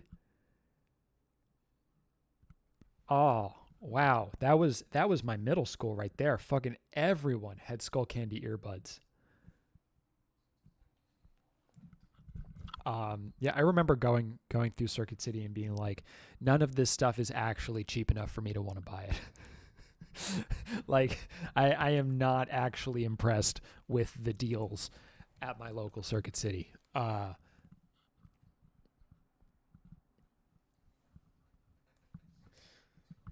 Nah, it's not embarrassed. That's just like, that puts you at a very specific time, right? Like, skull candies were way better than like whatever uh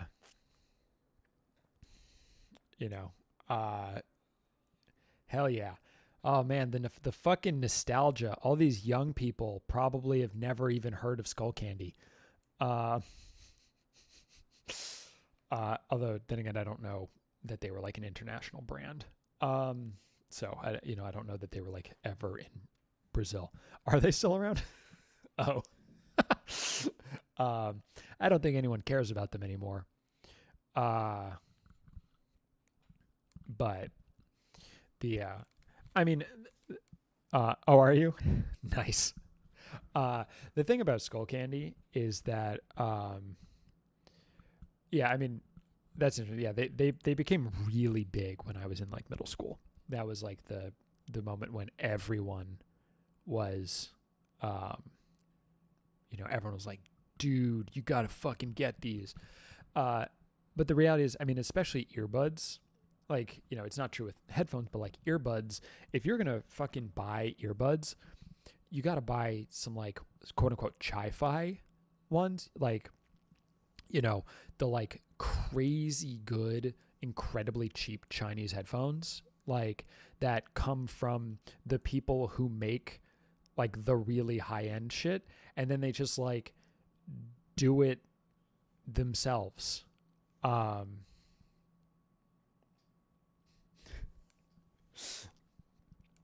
think I went to a Wawa once because I was like with a friend, and she was like, "We have to go to Wawa.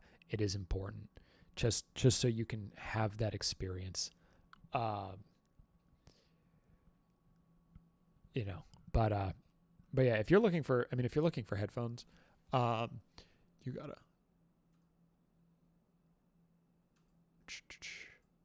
Um,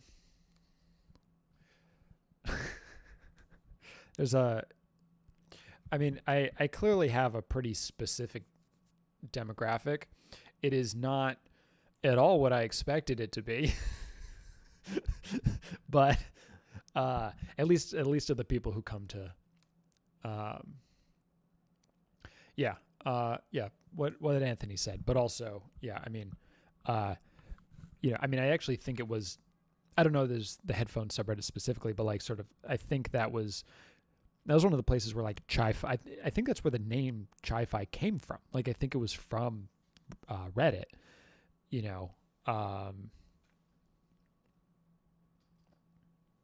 Wawa. It's a good joke.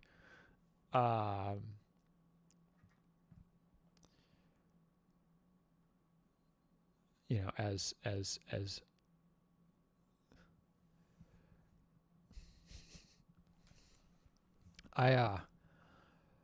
they have Spencer's Gifts in Canada.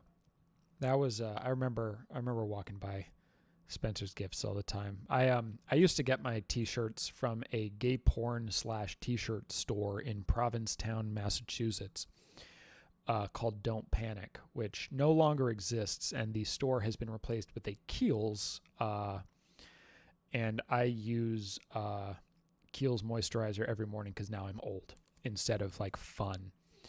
Uh,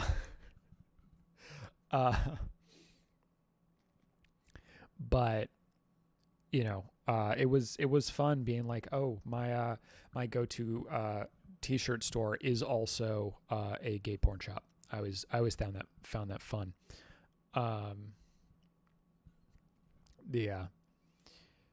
Their shirts. I used to be such a fucking little bitch. Oh,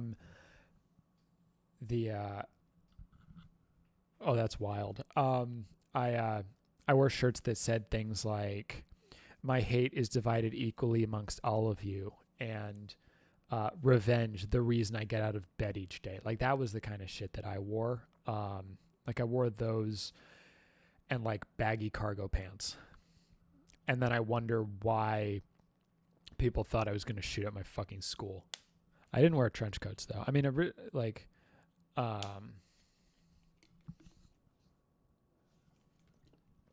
oh, by the way, that show I looked all androgynous and whatever in comes out soon. Like 2 weeks, I think. Which will be fun. Halston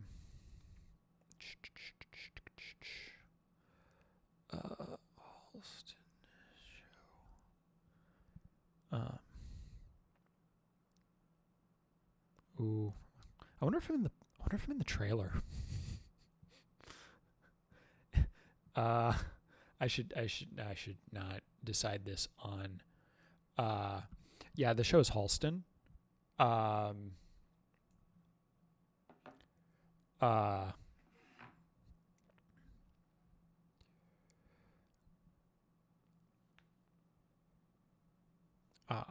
Yeah, Halston on Netflix. There, I should be in 2 scenes. There's a section where you will probably see my crotch, but you won't know it's my crotch. Just like moving across the screen. If you see a like a couple like making out on a couch, and then like and you see like a body just like cross the screen, and then it's like later on, that was me. So rude. I'm not naked. You rude person, you. I take incredible offense to that.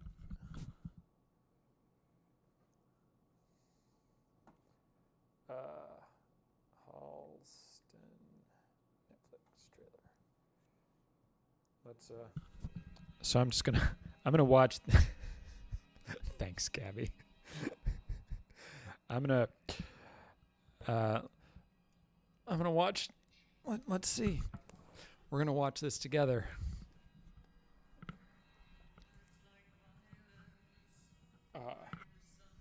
This is the dumbest way to do this.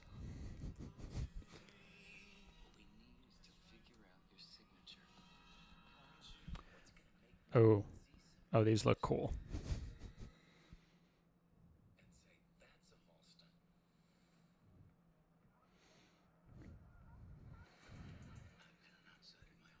Oh.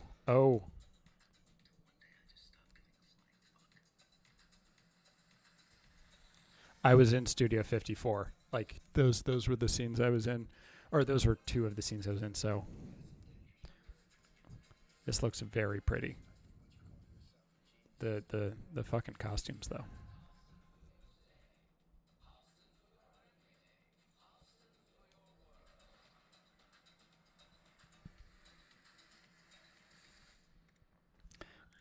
It's possible I was in a couple of those shots actually.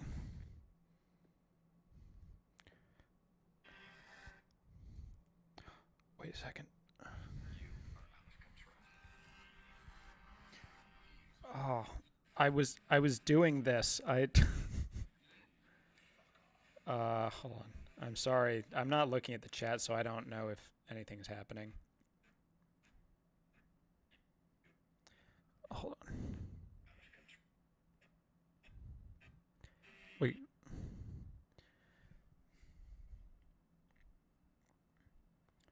I'm sure this is riveting content.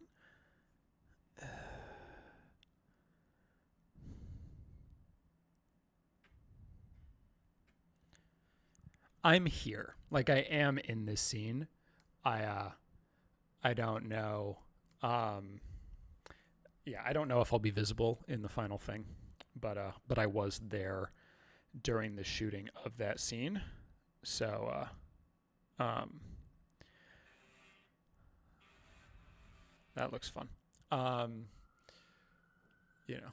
But yeah, I'll whatever. I expect I'll be in a couple of shots. Yeah, it's going to be on Netflix.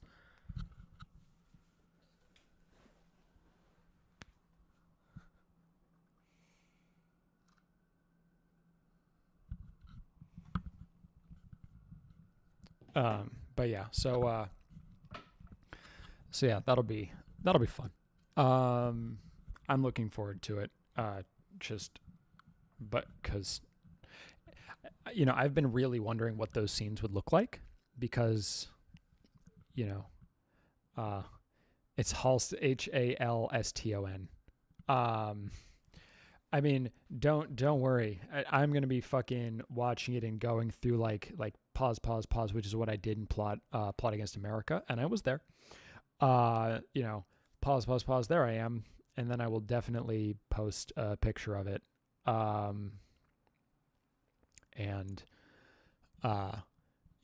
everyone will be like, "Wow, so impressive, you fucking loser," and I'll be like, "Boo, I'm so sad." Speaking of, I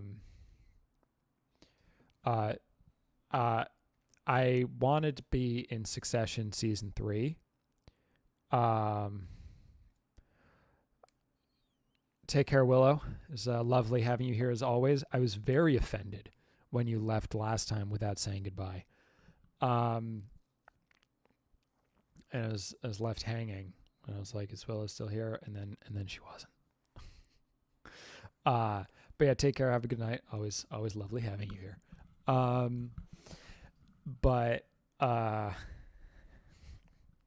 the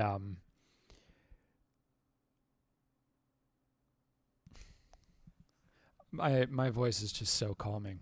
I actually do know people who have like play my videos to fall asleep too. So you know what? I'll take it.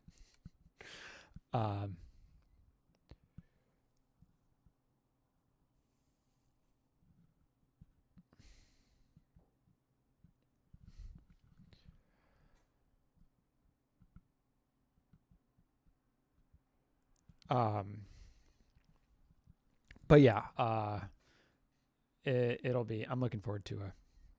Oh right, I wanted to be on Succession, and I like sent them a picture. Actually, the picture in this thumbnail was a photo I sent to the Succession background casting people because they needed a picture of me, like a current picture. I mean, it's a full body shot. I just have a small part of it.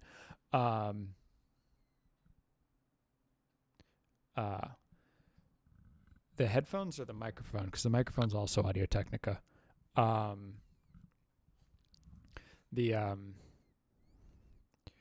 could have, but unfortunately, they didn't call me in.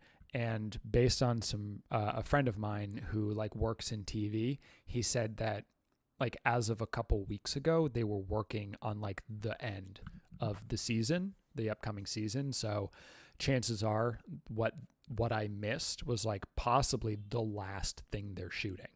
So I guess I'll have to request to be in season 4. But yeah, I wasn't watching the show, so I didn't even know that it was a thing that I wanted to be in the background on. But I want to be in the background of fucking Succession.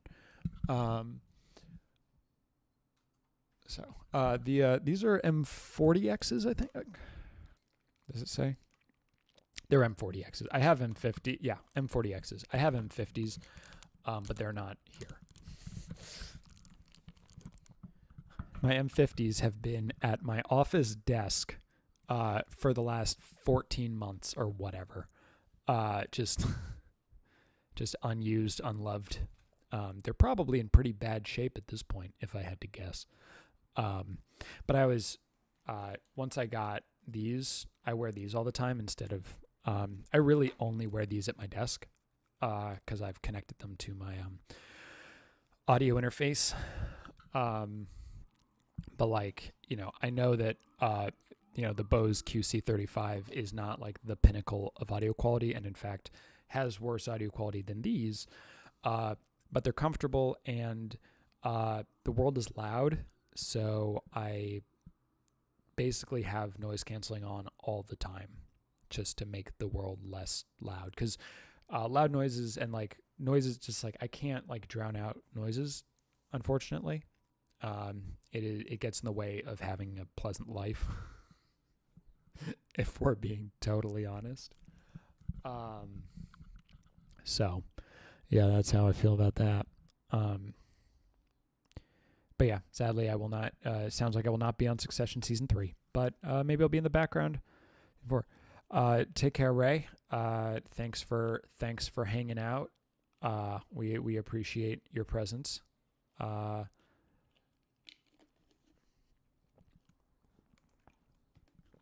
have a pair of Huawei free laces that I wear at the gym, because sweat or whatever. But basically, those are the 2 pairs of headphones that I use for virtually everything. I had like briefly bought, or I had bought some of like the Apple, like the Beats Pro, the ones that are for working out. And like I got those. Hell yeah. Yeah, no, I actually, the cable running to my audio interface is different, and that like I basically tested a bunch of things to like after the last one, which was obviously a shit show, and I actually did on my sort of primary YouTube account, which is not this. I did like a test, thing just to see how it sounded. And it's awkward because 2 people were watching, and I don't know how because I don't have any followers on that account. I actually technically have one, who's one of the someone who backs me on Patreon, so it's fine. But yeah, the only thing I use that channel for is literally just to test stuff.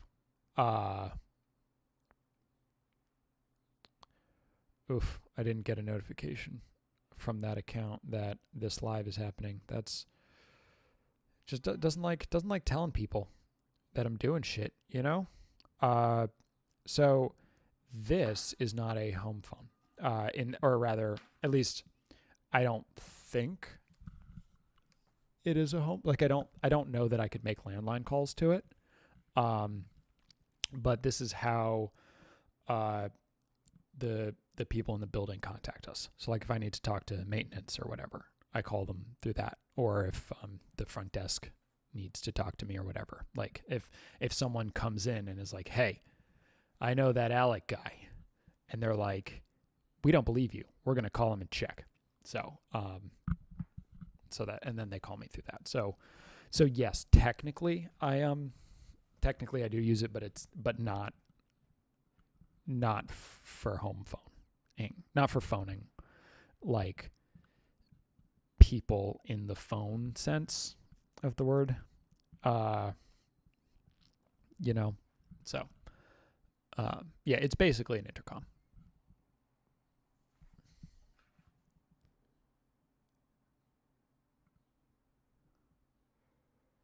So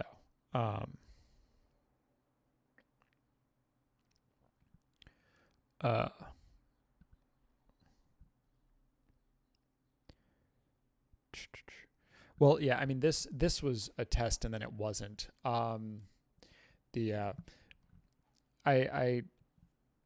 The process of like setting up a live is kind of frustrating. Oh, I live in a rich people building. The rents in this area cratered. I'm paying like 20 something% less than the people who lived here previously. Yeah, no, this is a rich person. Like I live in like a full on amenity, like rich people. Oh, I haven't checked how many. Oh, I actually don't even know how many subs I had at the start of it. But let's see. Only one. I've only lost one subscriber, I think. Unless I had gotten more before, which is entirely possible. And that one is gone. Interesting. Yeah. Yeah. I mean, I'm renting. The people who are rich are the people who own the apartments that I'm renting a rich person's apartment. And 20% less than the rent is not oh, hey Kojo.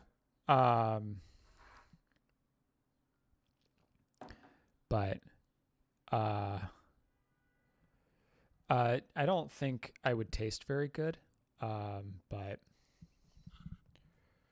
you know, yeah, no, it's no, I live in a building that is like way outside what I can realistically like afford. So I said that I was talking to my girlfriend about it. I was like, you know, we gotta fucking take advantage of this shit while we still have access to it, because as soon as we decide to move, we're going to be paying more for like none of the amenities. And that's going to be a pretty bleak. We'll get more space, presumably. That would be why we would move. But yeah, we're just going to lose a lot in the process. Which is too bad. So but yeah. But that's yeah, that's how I feel about that. I don't. Oh, we're past 2 hours. I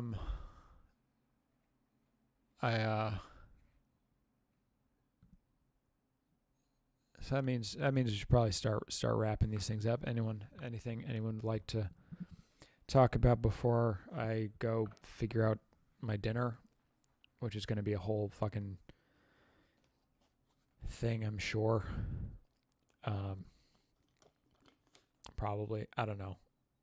I like improperly cooked my lunch, so whoops.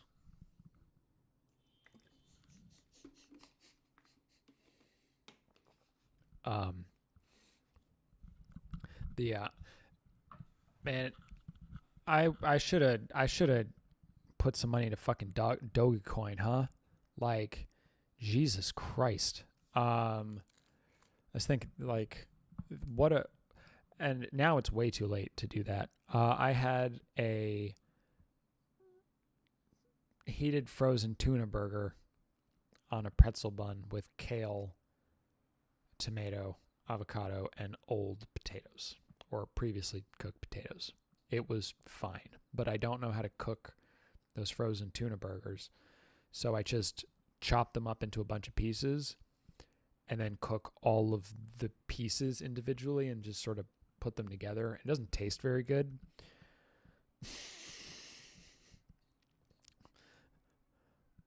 And that's the end of that thought. It just doesn't taste very good, but I do it anyway.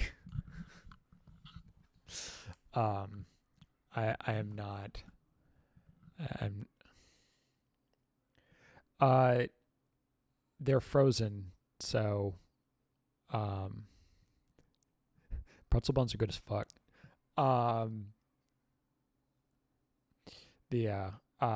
Because it's frozen, you can't like squish it, so you have to.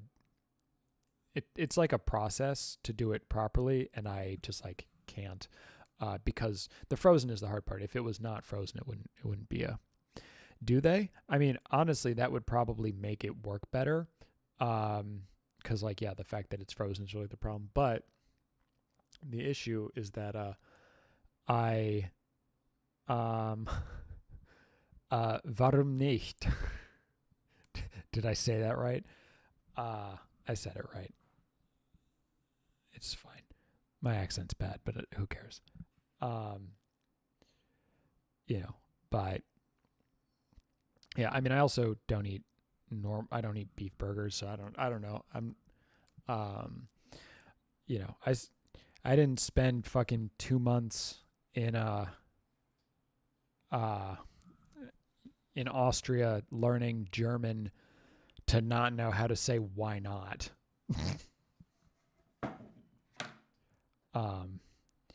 Speaking of fucking cronuts, man, I got a cronut, not like the real cronut from the cronut man or whatever, but I mean 2 days is not that old.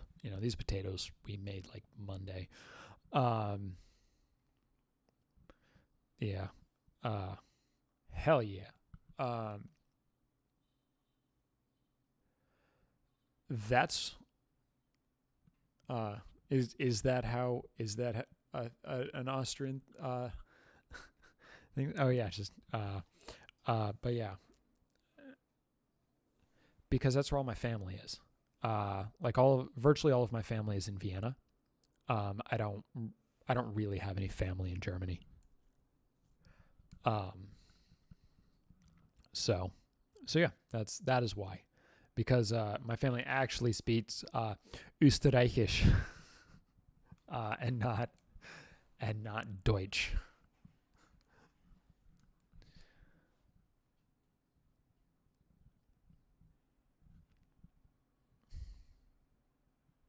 But yeah, cronuts are good as fuck. Yeah, exactly. Paris baguette. The only thing I like from Paris baguette is that. Yeah, I like Vienna a lot. I've been there a few times in my life because of the family being there. I need to go to more European cities. I saw that Skinned is going to be playing in Prague, and Prague is currently my favorite European city. So, is it? Yeah, I don't know what the different accents. I definitely don't know how accents sound to.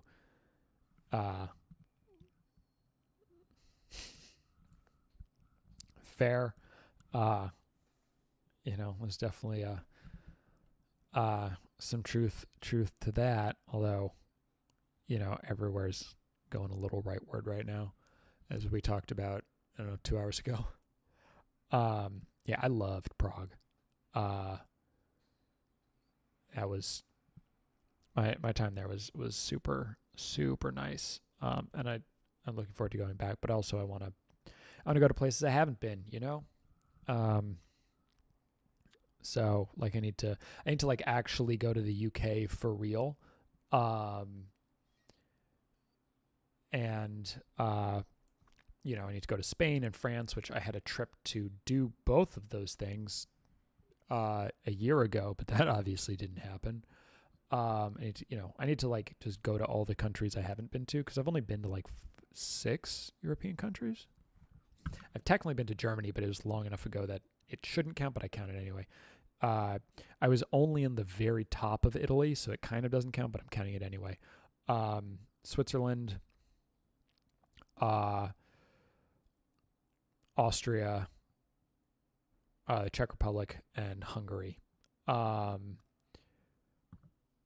he's been to like 38 or something, like nearly 40.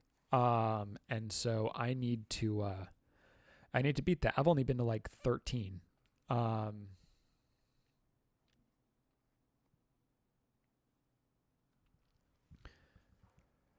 I yeah, it sounds like I will be able to. Um,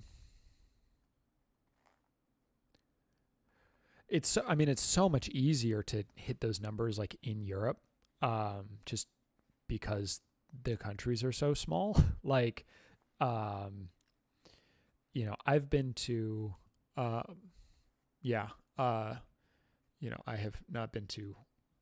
I think I've been to 13. Um, uh,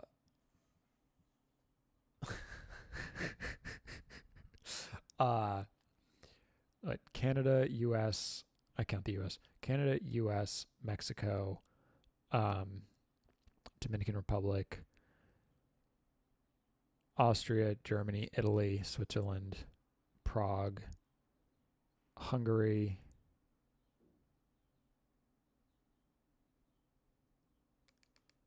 Japan, South Korea. I feel like I missed something in there, but at least 12.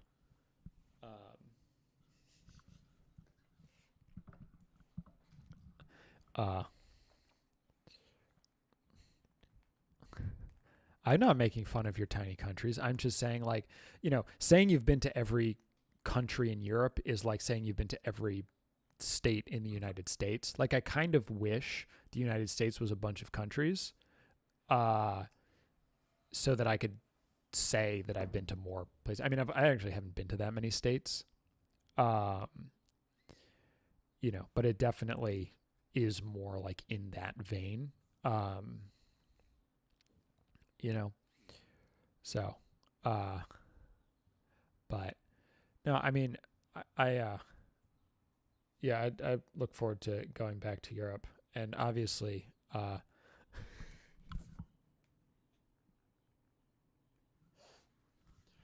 Gabby, do you want me to step on your throat? Is that what this is? Is that what this is leading up to? Oh, come on, Phil. You've been here and you know that's not true.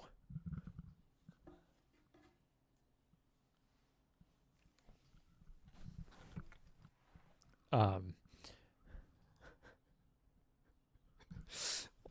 um, but yeah, we obviously when I eventually when I eventually get uh to uh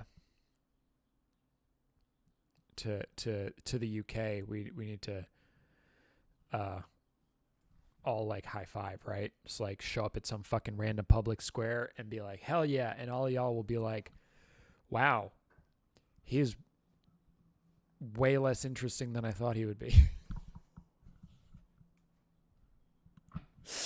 uh, which I imagine is what most people would feel if they actually met me in real life.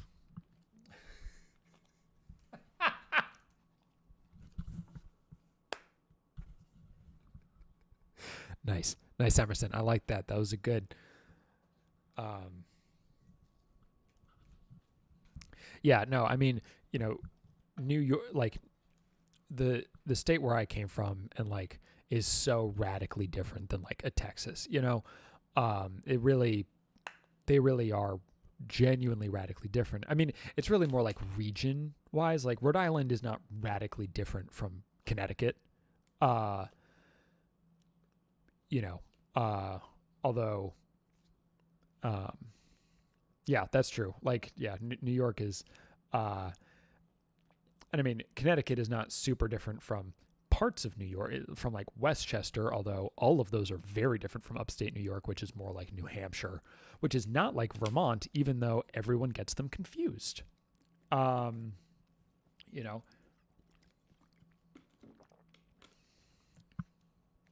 actually, you only sometimes come here. Right? We went to uh uh we went to Maine, and we actually went about 2.5 hours north, like in September when we went on like a trip. Um uh Rockwood Lake or whatever, Moosehead Lake. And yeah, it was definitely like a shift, like from blue to red, like in that process. And it's so interesting how really it really is like city. It's like it's based on density more than anything else. Um and yeah, I mean, I would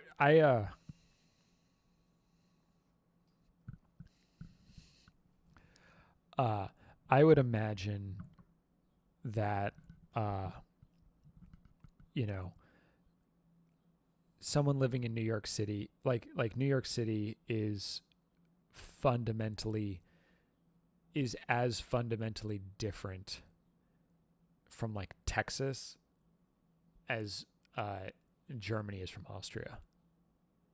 I would say, like, at least. Um, you know, uh, and even politically, there's you know, y'all have the EU that have rules. Oh hey, Whitty, you're here while I am insulting Europe, which most people are mad at, but actually Gabby is very much enjoying. Um, and uh, talking about how America is a is more diverse than the fact that it's a single country would have you believe, which is actually fundamentally the problem. And it should really probably be like 4 countries. It shouldn't be like 50 countries, obviously. Um, but the world, the kind of, I think it would be a lot better if like it was broken up into a few different uh, things. There's some book that like, you know, uh, um, and that's true. But even like a suburb in, um, yeah, right, the rise of fascism. But like also we're getting rising fascism. Like we have fucking QAnon people in our in our state governments. Like, uh, I don't know how that is radically, um, dissimilar from you know what is happening in Poland and Hungary versus somewhere else. I mean, there are worse. There are frankly weirder things you could be into that hurt a lot more people. So like, if that's your fucking jam, you know, um, yeah, yeah. And I mean, you want like diversity in your country, obviously. Like it is a good thing fundamentally. Um, the question becomes whether it is um I'm not saying I didn't I'm well aware that the EU is not that homogeneous politically, but like neither is the US. And that was my point, is like, in a sense the United States is closer to the EU in that, like, there's this governing body that makes all of the laws, or a series of laws that govern like trading and interstate whatever. But a lot of shit is left up to the individual states, and some of them are like, fuck kids, we hate you and you're the worst, and we're just gonna let you die. And other ones are like, well, maybe we should help the poor. um like it is uh a very, like, it's, yeah. My point is not that, uh you know uh I'm pretty sure you were just saying that. Oh, no one is saying that. Yeah. So in that sense, actually, I think that the U.S. is more diverse politically, because, you know, the people in power in the U.S. actually run a lot of really horrible gamuts like that. I'm not sure anyone. Um, uh, yeah, right. Whoops. How did we get here? Secession. I was you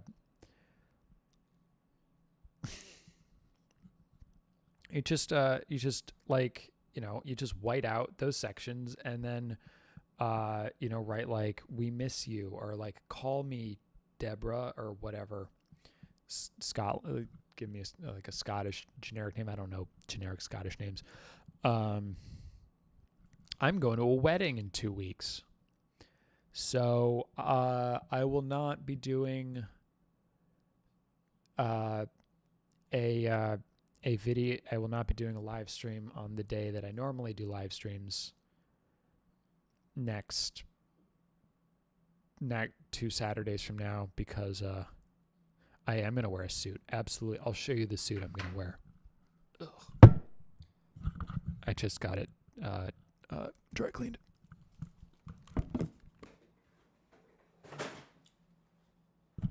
Fuck.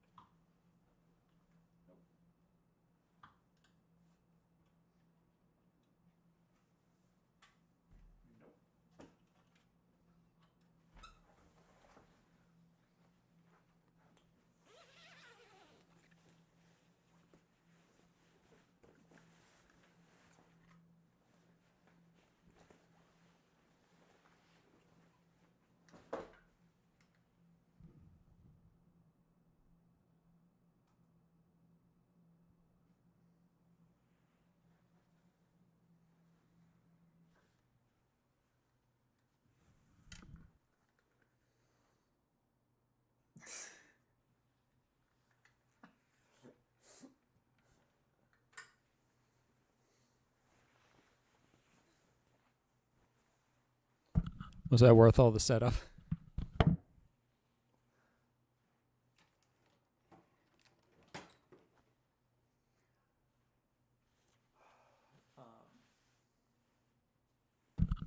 Happy birthday, Disco Ball Glitter.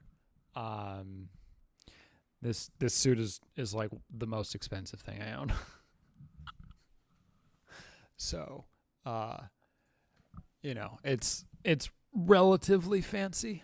Um, and I don't have a lot of excuses to wear it.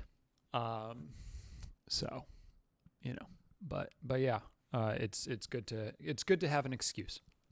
Frankly. Um,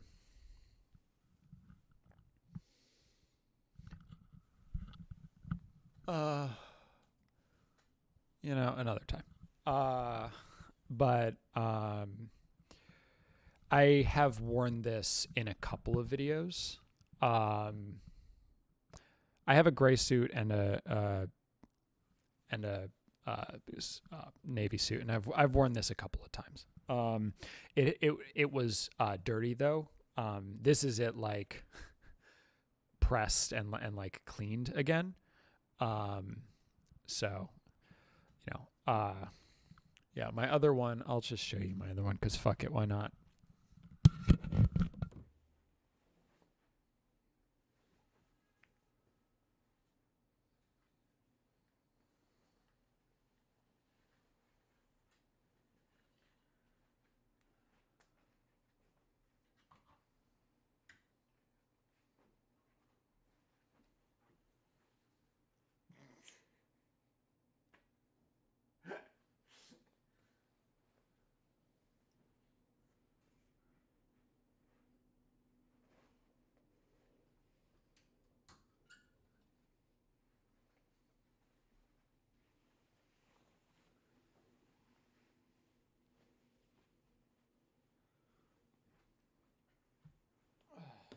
It doesn't go with the shirt quite as well. But whatever.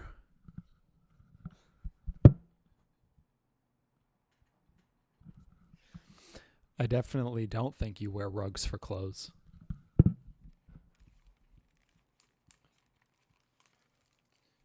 We didn't. This is a look. This is definitely a look. A look right here.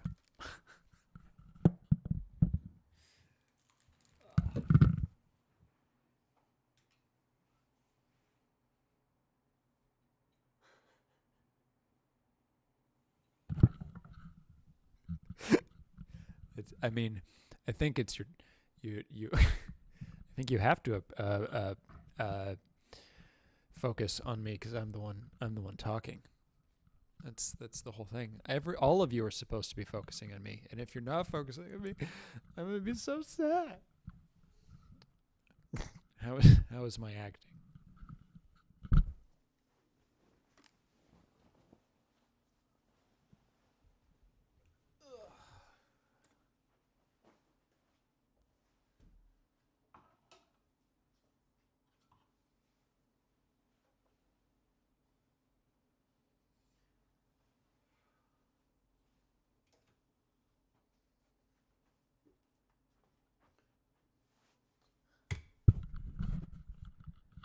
These jeans are actually way more. These jeans are the most expensive pants I own that aren't suit pants. Fun fact. Gabby, did you not watch my Mac Weldon video in which I do review fashion? Thank you very much.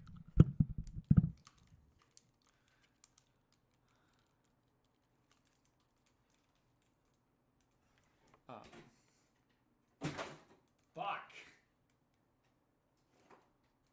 Ugh. Jesus Christ. I don't drink alcohol.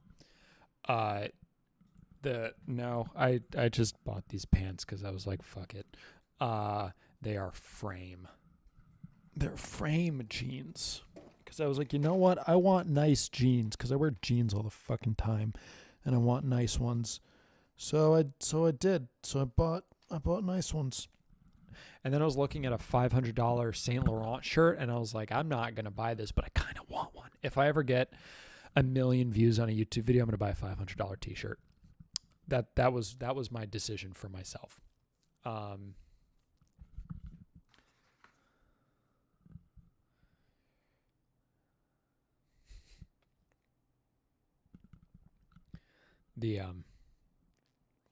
But yeah, I don't know why I felt like I had to. No, I'm not. I'm not actually going to do like a fucking fashion show. Like, I guess I could, but I would feel incredibly uncomfortable, frankly, doing that. And it's not like they're like the most expensive jeans. They're just like more expensive than all my other jeans. I am physically more or less the same as I've been for years. So basically everything I have still fits me, but I like need new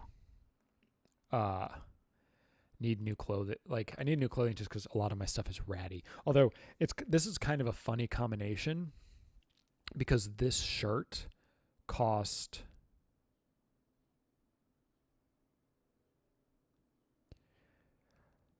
actually, let's do the math.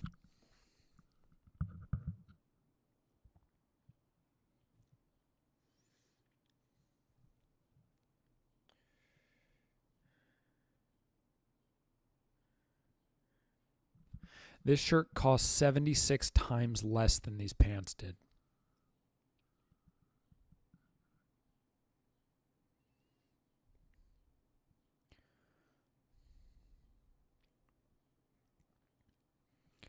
Which is like a ridiculous number, but it's really just because this shirt was like obscenely cheap and not actually because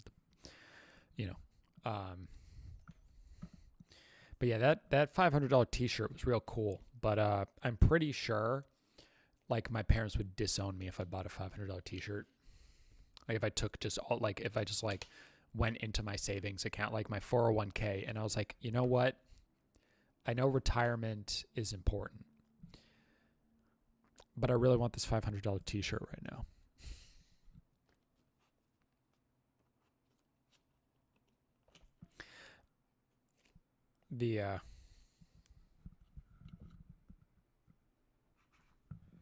I mean, Gabby, in the one picture you have on Instagram, your fit's pretty good. So, I mean, because this particular shirt says Saint Laurent on it, and I would definitely wear it literally every day because I spent $500, and they'd be like, "Oh, yeah, how expensive?" Also, I just talk about shit. Like I don't hide things. I don't watch fashion YouTube though. I don't care. um, it's just like I never watch any. I don't watch people who review movies on YouTube.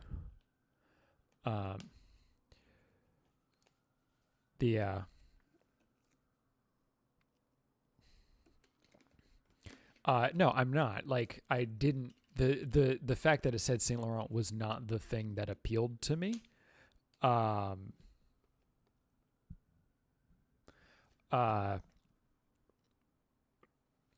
It was that was just like true.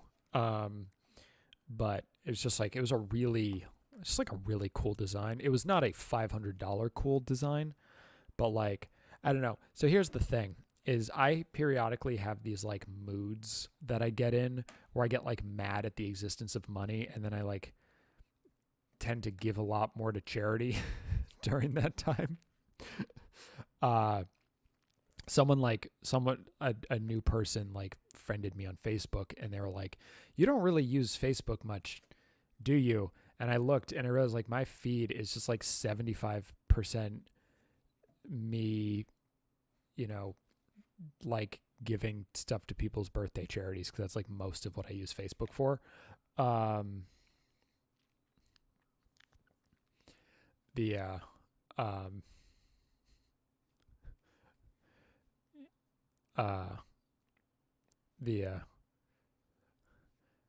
There's like a oh,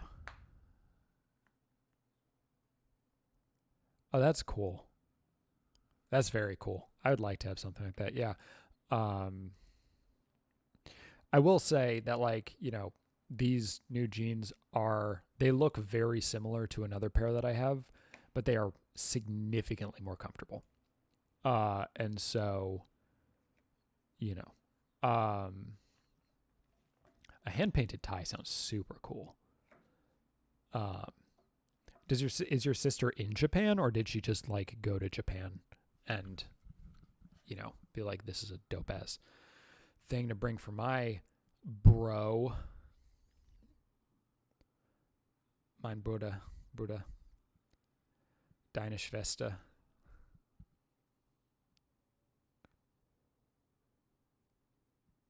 Yeah. Yeah, no, I mean, I was just wearing these. I like wear clothes at home all the time, and I like wear jeans on airplanes and stuff. Like, I don't like wear, like I sometimes wear sweatpants, but really I very rarely wear sweatpants. Like I just wear normal clothes around the house, or I don't wear, or I just like take them off and just walk around in my boxers, and the people across the street are like, God damn it. Or they're like, this is fine. I don't know. I don't really care. Actually, people can't. Where I live now, there isn't like an across the street where people can easily see me the way there used to be. But also like across the street in my last apartment, there was a dude who I'm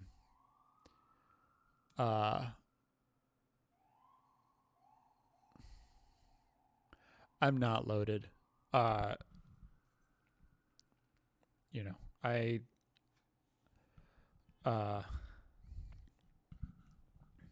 I do live generally in that vicinity, but no, I'm not. If I was, I wish I was loaded. Yeah. I want to go to I want to go to Oslo and just Scandinavia in general, I guess Iceland is sort of like in that vein. Oh, Iceland. That's the country I forgot. Duh. I did a fucking YouTube video about going to Iceland. Jesus Christ. It's a great video. It's one of my favorite videos.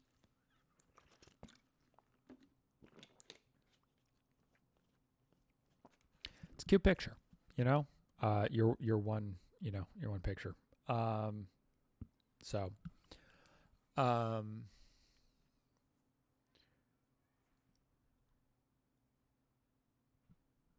hell yeah. Can I come to your wedding?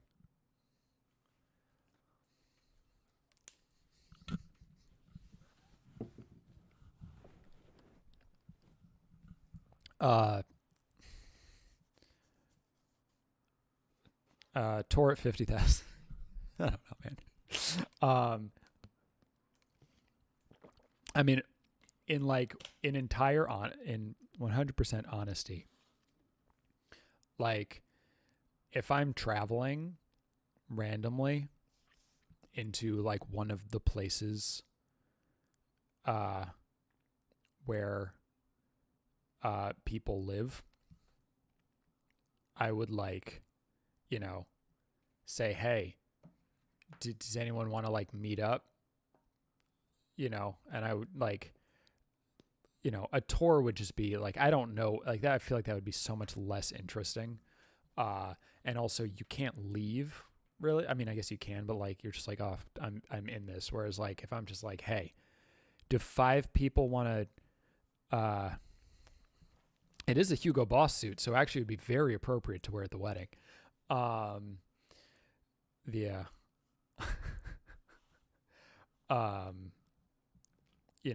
But if we meet in a park or whatever and just hey, high five, bam. And then, you can leave, right? You don't have to deal with me. I feel like that would really be the ideal situation, frankly, for that kind of experience would just be hey, come meet Alec in a fucking park or whatever. So, I fucking know that Hugo Boss. Yeah. Oh, that's what I don't have in my separating art from artist. Yeah. Well, yeah, I know he fucking designed the goddamn Stasi uniform or whatever. I know. I should do the whole thing in my fucking Hugo Boss suit and be by the way. Yeah. Motherfucker. But he's also dead. So,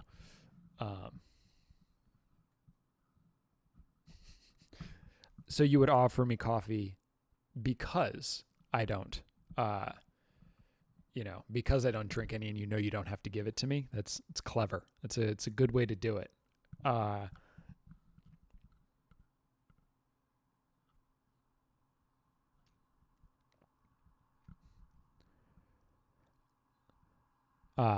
But yeah, I mean, but yes, no, that is a thing, which I think is funny.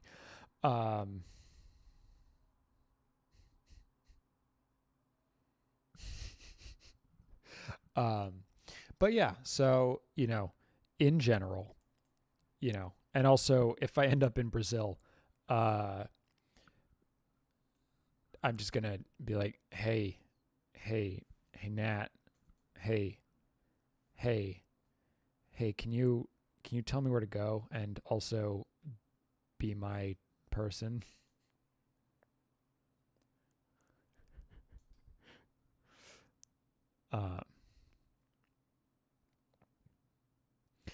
And obviously co-opting of things.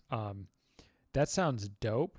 As I love the Hitchhiker's Guide to the Galaxy, so actually I would totally take a person up on that one. Yeah, Nat. It's just gonna be hey, I'm gonna just walk around the streets of Brazil. I don't know where in Brazil you live, and just be hey, Nat, hey, hey.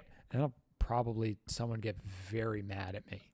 Uh, and they'd be like, hey, stop it. And I'll be like, what? What? I mean, that's fun. Um, but yeah, I love Hitchhiker's Guide. Um, that's probably, I feel like, if Mank is good. Mank is so good though. Uh, like I guess I get being bored by it, but also it's really good. I mean, arguably it's like perfect, right? Like from a production standpoint, like it is like perfectly made. Um, and that's true about all of Fincher's movies. It's like, you might not like the movies, and that's fine. But like, they're just like, dude, dude, dude, watch Assassination Nation. It's so good. You know what'd be fun? You know what'd be fun? We should do like a live stream where we watch movies together. Like on Twitch. We couldn't do that on YouTube. But like that's a thing that like Film Crit Hulk does on Twitch. Sometimes he'll do like a 3-movie marathon or whatever. And like, yeah, that would be fun. I have to like figure out how like the process, obviously. Like I'd have to I mean, I don't think I would put my face. Well, I mean, you can't really do it on Twitch, but their content ID is a lot less effective than YouTube's. So like if I was to do a video where I was like showing like if I were to do a live stream and I was like playing Assassination Nation, I would almost definitely get claimed and have the video fucked, especially because my Assassination Nation video actually was just recently claimed by a German subsidiary. Um, oh, was it? That's fine. That's a good place to start. I like that video. It's a fun video. It is no longer the longest video. But I'm glad that in and of itself is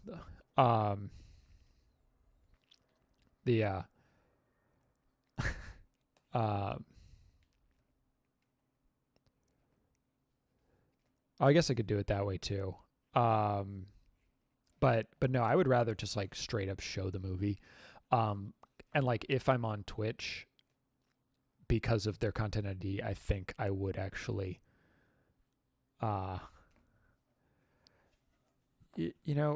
Gabby, just let me try, man. As we've established, your whole fucking deal was insulting me. And now I'm insulting your country and you're into it. So, this weird how things come around. Oh man, my high pitched laugh is very annoying, and you're so lucky that I do that when I do it, so you don't have to like hear it. But no, I could do like a tester, definitely, and I think that would be. I think so.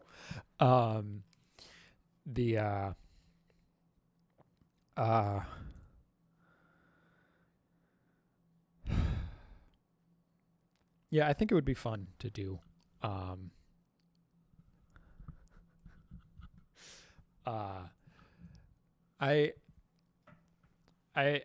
have such conflicted feelings about being insulted on YouTube. Because sometimes it's funny, and sometimes it's really not. Damn straight in this group of people, love and laughter. And if someone tries to fuck all that up, they go away, and I just say bye bye. Uh, um, that's why, like, you know, like, hey, fuck you, cunt, hey, beard. How is my accent, guys?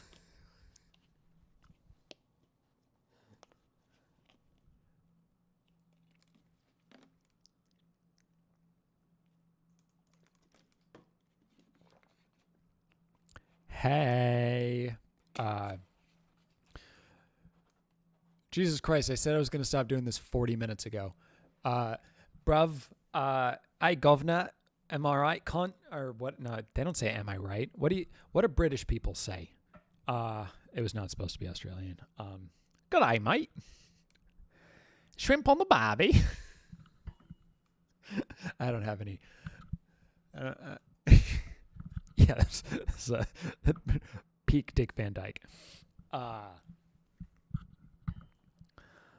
Oi, bruv.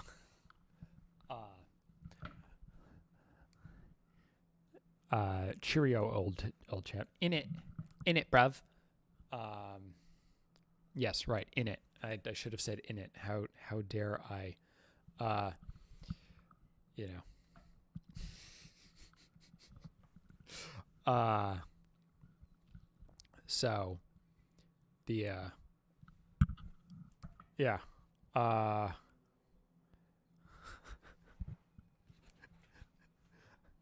Um the yeah, but that's oh. Yeah, no, cunt is definitely more of a British thing as I understand it. Daniel Sloss has a bunch of has a you know long bit about it, and he is Scottish, I think. He is not watching. He doesn't care. I have had these headphones. It's interesting. You're the second person to bring them up today. Usually no one brings them up. I got these like they were given to me like 4 years ago. Yeah, something like that.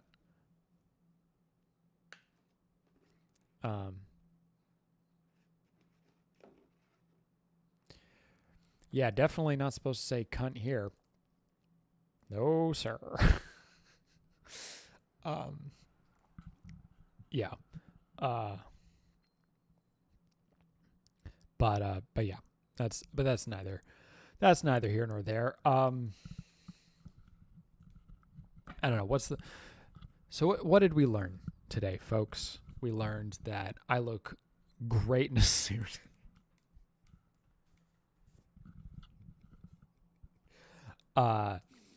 That Halston will be on Netflix on May 14th, and you will probably be able to see me in the background of some shot. I have shaved my head.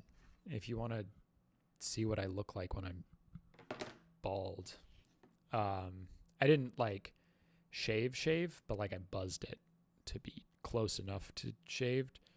Come on, look at my pictures. Da, da, da, da.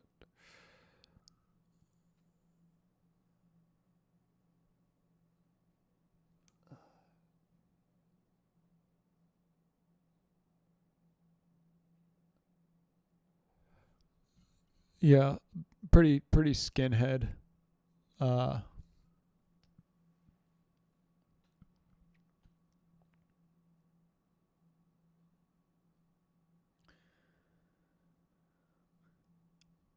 yeah.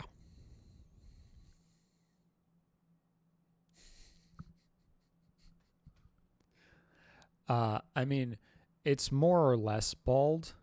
Like if I went, you know, it's bald enough. Um,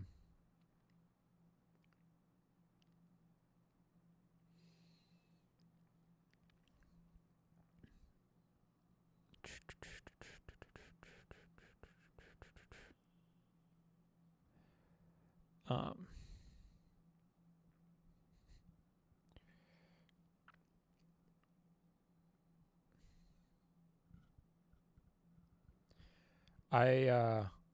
I was in both of Mice and Men and the Scottish play when I was in theater in high school. Fun fact. Are you bald, Phil? The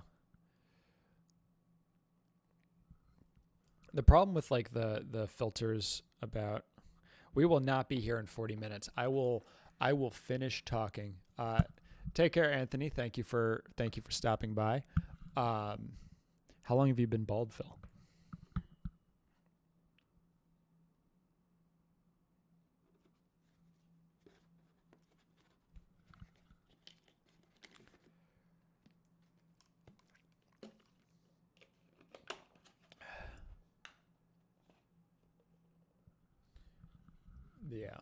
Yeah. No, we will not be here in 40 minutes. I'm almost done talking. I mean, as we established, I have nothing to talk about but a lot to say. Story of my life.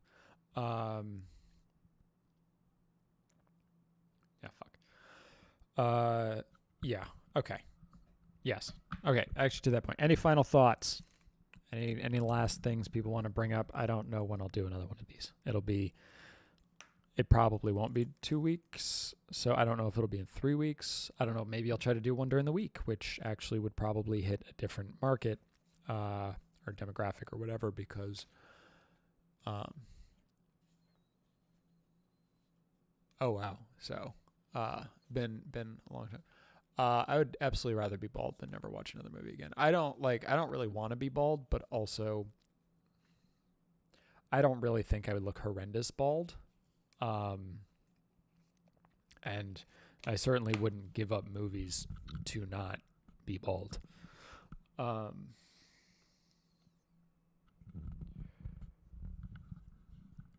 mean, the problem is doing stuff during the day. I work, so like I can't. Although actually, yeah, I don't know. I might.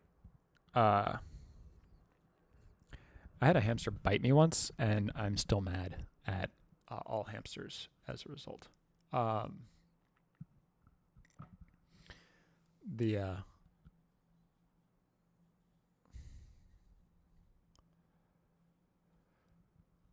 Yeah, so we'll see. I mean, if I do it early, then maybe we could get some people from Asia in. That would be fun, because like the first couple times I did it, I actually did it later in the day, and then obviously there was like no one from Europe, but a bunch of people from Asia came, like South Korea, and that was fun. And obviously they never come to these because like it is just now becoming a viable thing over there.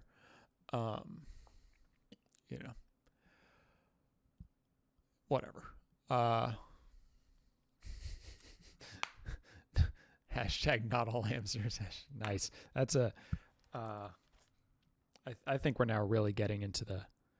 Now it is. Yeah, you missed me talking about Dogecoin earlier. I think we are officially past the point where investing in Dogecoin is making easy money, because I don't think it is going to go up enough to justify to be easy money, because it's already close to $1, and it's not. I don't think it's going to end up being like $5 or whatever.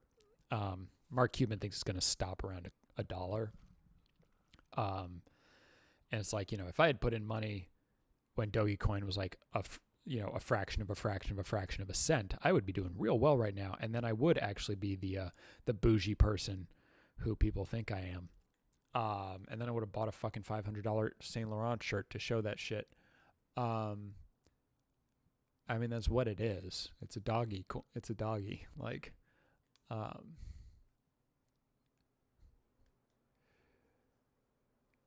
yeah, I mean, that's what it is. It's a dog.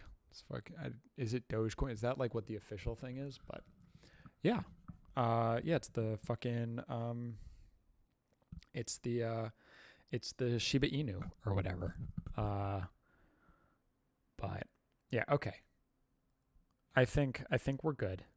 I think we're just under 3 hours, which Oof. Oh, that sucks. Yeah, it's the meme dog. Yeah, that's brutal. That's brutal. I would uh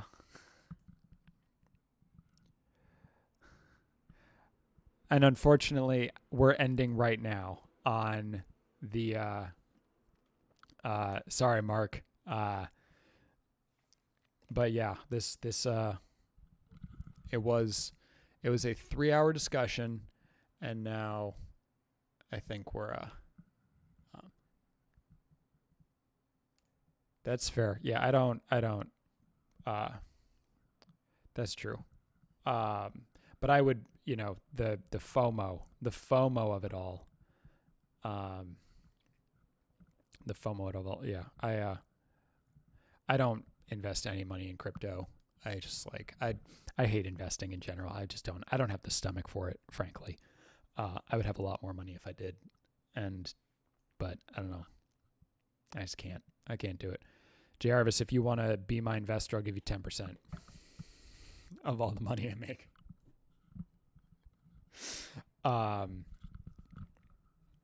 So, anyways, take care, folks. Thank you all for coming.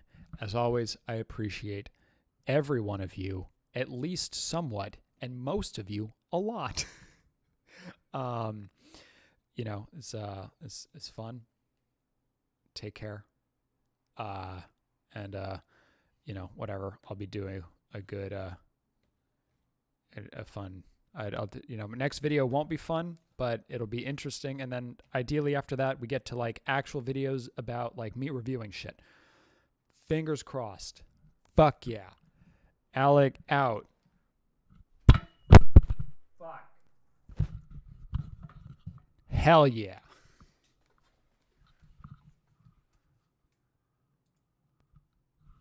That kind of hurt, to be honest.